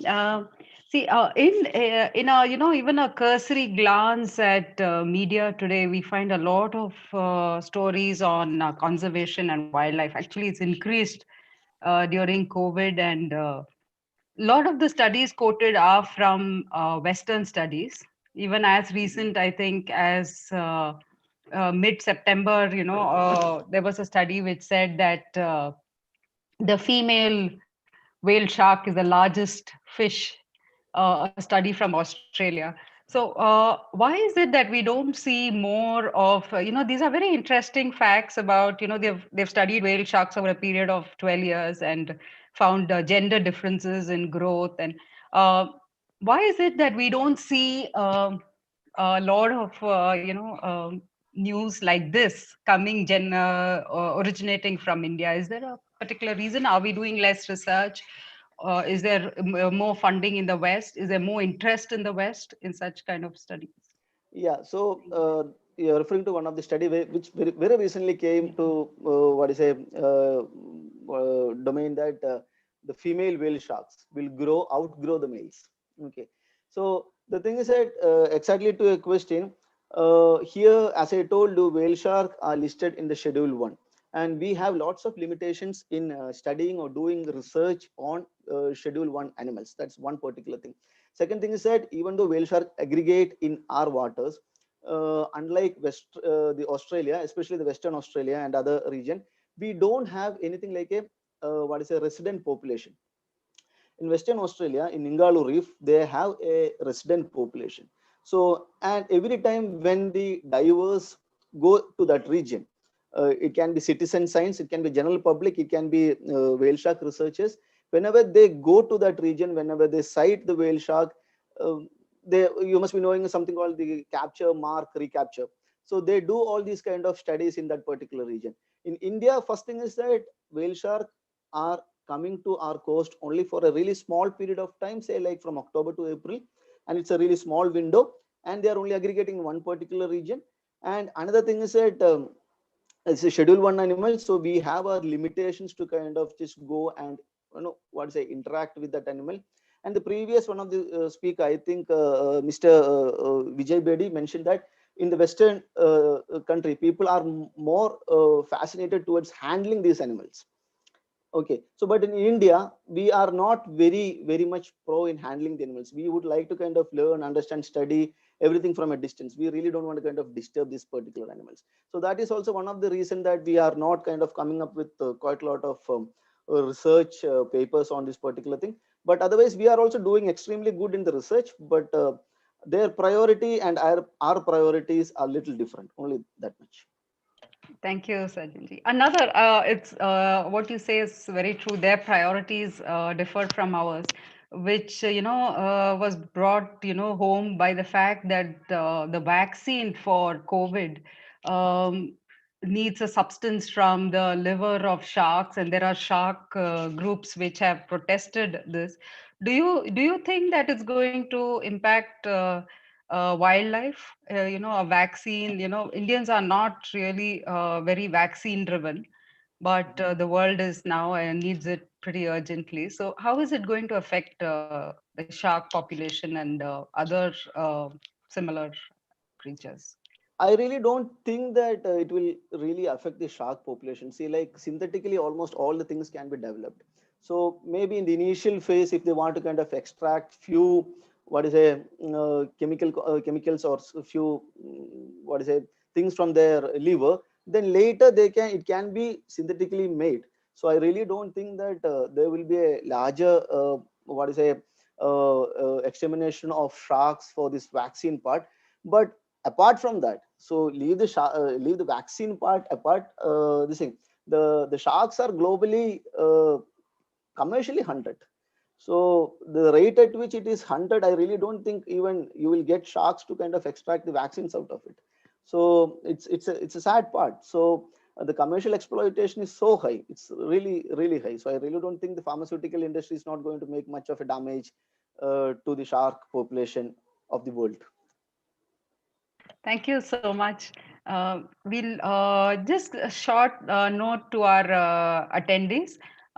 We were supposed to have a talk by Dr. Yadavendra Dev Jhala, the lion expert. He's an authority, is probably one of the foremost authorities on the Gir lion. Unfortunately, because he had to be present at a wildlife scene, he sent his apologies for not being here. He shared a video with us, which we will upload onto our YouTube channel, and we'll also share a link on our website, Soft Power Mag. Since we are running out of time today, you can look at it at your convenience. It's an interview with Dr. Jhala, and talks about the Indian Gir lion. Thank you so much for being with us this evening, and over to Akka. Namaskar, and I must thank every person who has participated as a panelist over these 4 days. It was a great learning journey for us. Even though we've been conducting Srishti Sambhrama for the past 10 years, anytime we meet people who work in the wild, it opens a new door, a new vision to the whole thing. I must say that people who work in the wild, more often than not, are doing it out of a very close connect that they feel with the wild. And that is how our culture was. And, repeating myself from the first session, I think we all need to understand when we say heritage, it does not end only with cultural heritage. Our heritage is our natural world also. So every person has an equal responsibility towards seeing that the space for animals and the welfare of the animals are taken care of. We do not belong to a culture that says that man is the crown of creation and that this world was created for man to use, abuse, disuse, or do whatever he wants. Every creature has equal right over the resources that are provided by Mother Nature or Bhumi Devi or whatever we want to call her as, or Earth Mother, or whatever we call her as. And so each time I interact with people who are interacting with the wildlife, more and more I realize that the people in urban areas have a much greater responsibility. And what I would like to request every one of our panelists who have taken part is to somehow bring this knowledge to our youngsters, because unless this thinking is inculcated right at the school level, I doubt it'll come once they grow up. At least, have some sort of a, I don't know, manual, or you have some sort of a small little module that you do with schools. And in fact, I was talking to Bishwajit the other day, and I said, please see that, you bring this to the whole country. It's not just about the Northeast, but it's about every place. That, we make the urban dwellers start thinking about what they are doing, like what Gautam Pandey showed, that the mountain of garbage in Ladakh. Now we are, I mean, in my own lifetime, I see from when I was a child to now, the amount of garbage has increased so much that I don't think there's going to be space for this garbage anymore. So we all need to rethink on our life, and we all need to understand that our heritage does not stop with just what is viewed as cultural heritage, but our whole natural heritage is very much a part of our nature, of us. And that is what we have to remember. So I think these 4 days have been a really fulfilling 4 days, because we have heard so many success stories, and it's not so, anybody, the moment they talk about environment, all you see is that, oh God, it's terrible, this is what's going to happen, we're going to lose everything kind of a story all the time. But we said that we have to celebrate her, and maybe in celebrating her, it brings a certain joy, and people will also start understanding about the joy that it gives. When Kalyan Verma spoke about, when he said that he was following an elephant for 6 months, and not every day, but over a period of 6 months. And he said that at one point he was sitting down and he was watching, and he was waiting to photograph a mother and an elephant and her calf. And he said they were about 100 meters away, and half a kilometer away, suddenly people sighted the elephant, and then they started bursting crackers and making sounds. And the elephant started coming towards Kalyan, and he got a little concerned, because here he was sitting with all his camera equipment and he didn't know what to do. But she stretched her trunk out and pushed the baby elephant towards Kalyan, where the baby elephant was not even within 2 meters of her. And then she turned and went behind the crowd that had gathered about half a kilometer away. And when they ran away, she turned back and came here, took her calf, trumpeted as if saying thank you, and walked back and just continued with her grazing. He said, I had never shed tears. He said, it just brought tears to me, because here there was this wild elephant that was trusting its child with me. It was as if she was saying, okay, babysit my baby while I take care of these people. So that's the relationship that has been sort of inherent in our country for ages, but somewhere now we have lost it. So I hope we all get it back, listening to these beautiful stories from all these lovely people who have been doing so much work with the animal world. And we really look forward to engaging with you all again. And soon I'm looking at somehow bringing a module for schools, and I will certainly reach out to all of you. And I thank our viewers. Many of them have been here for all the 4 days, through every session that we have conducted. And please do go to our website. Please visit all the exhibitions that we have put out there, because everything is a work of deep, intense connect to Mother Nature. Thank you all, and namaskar again.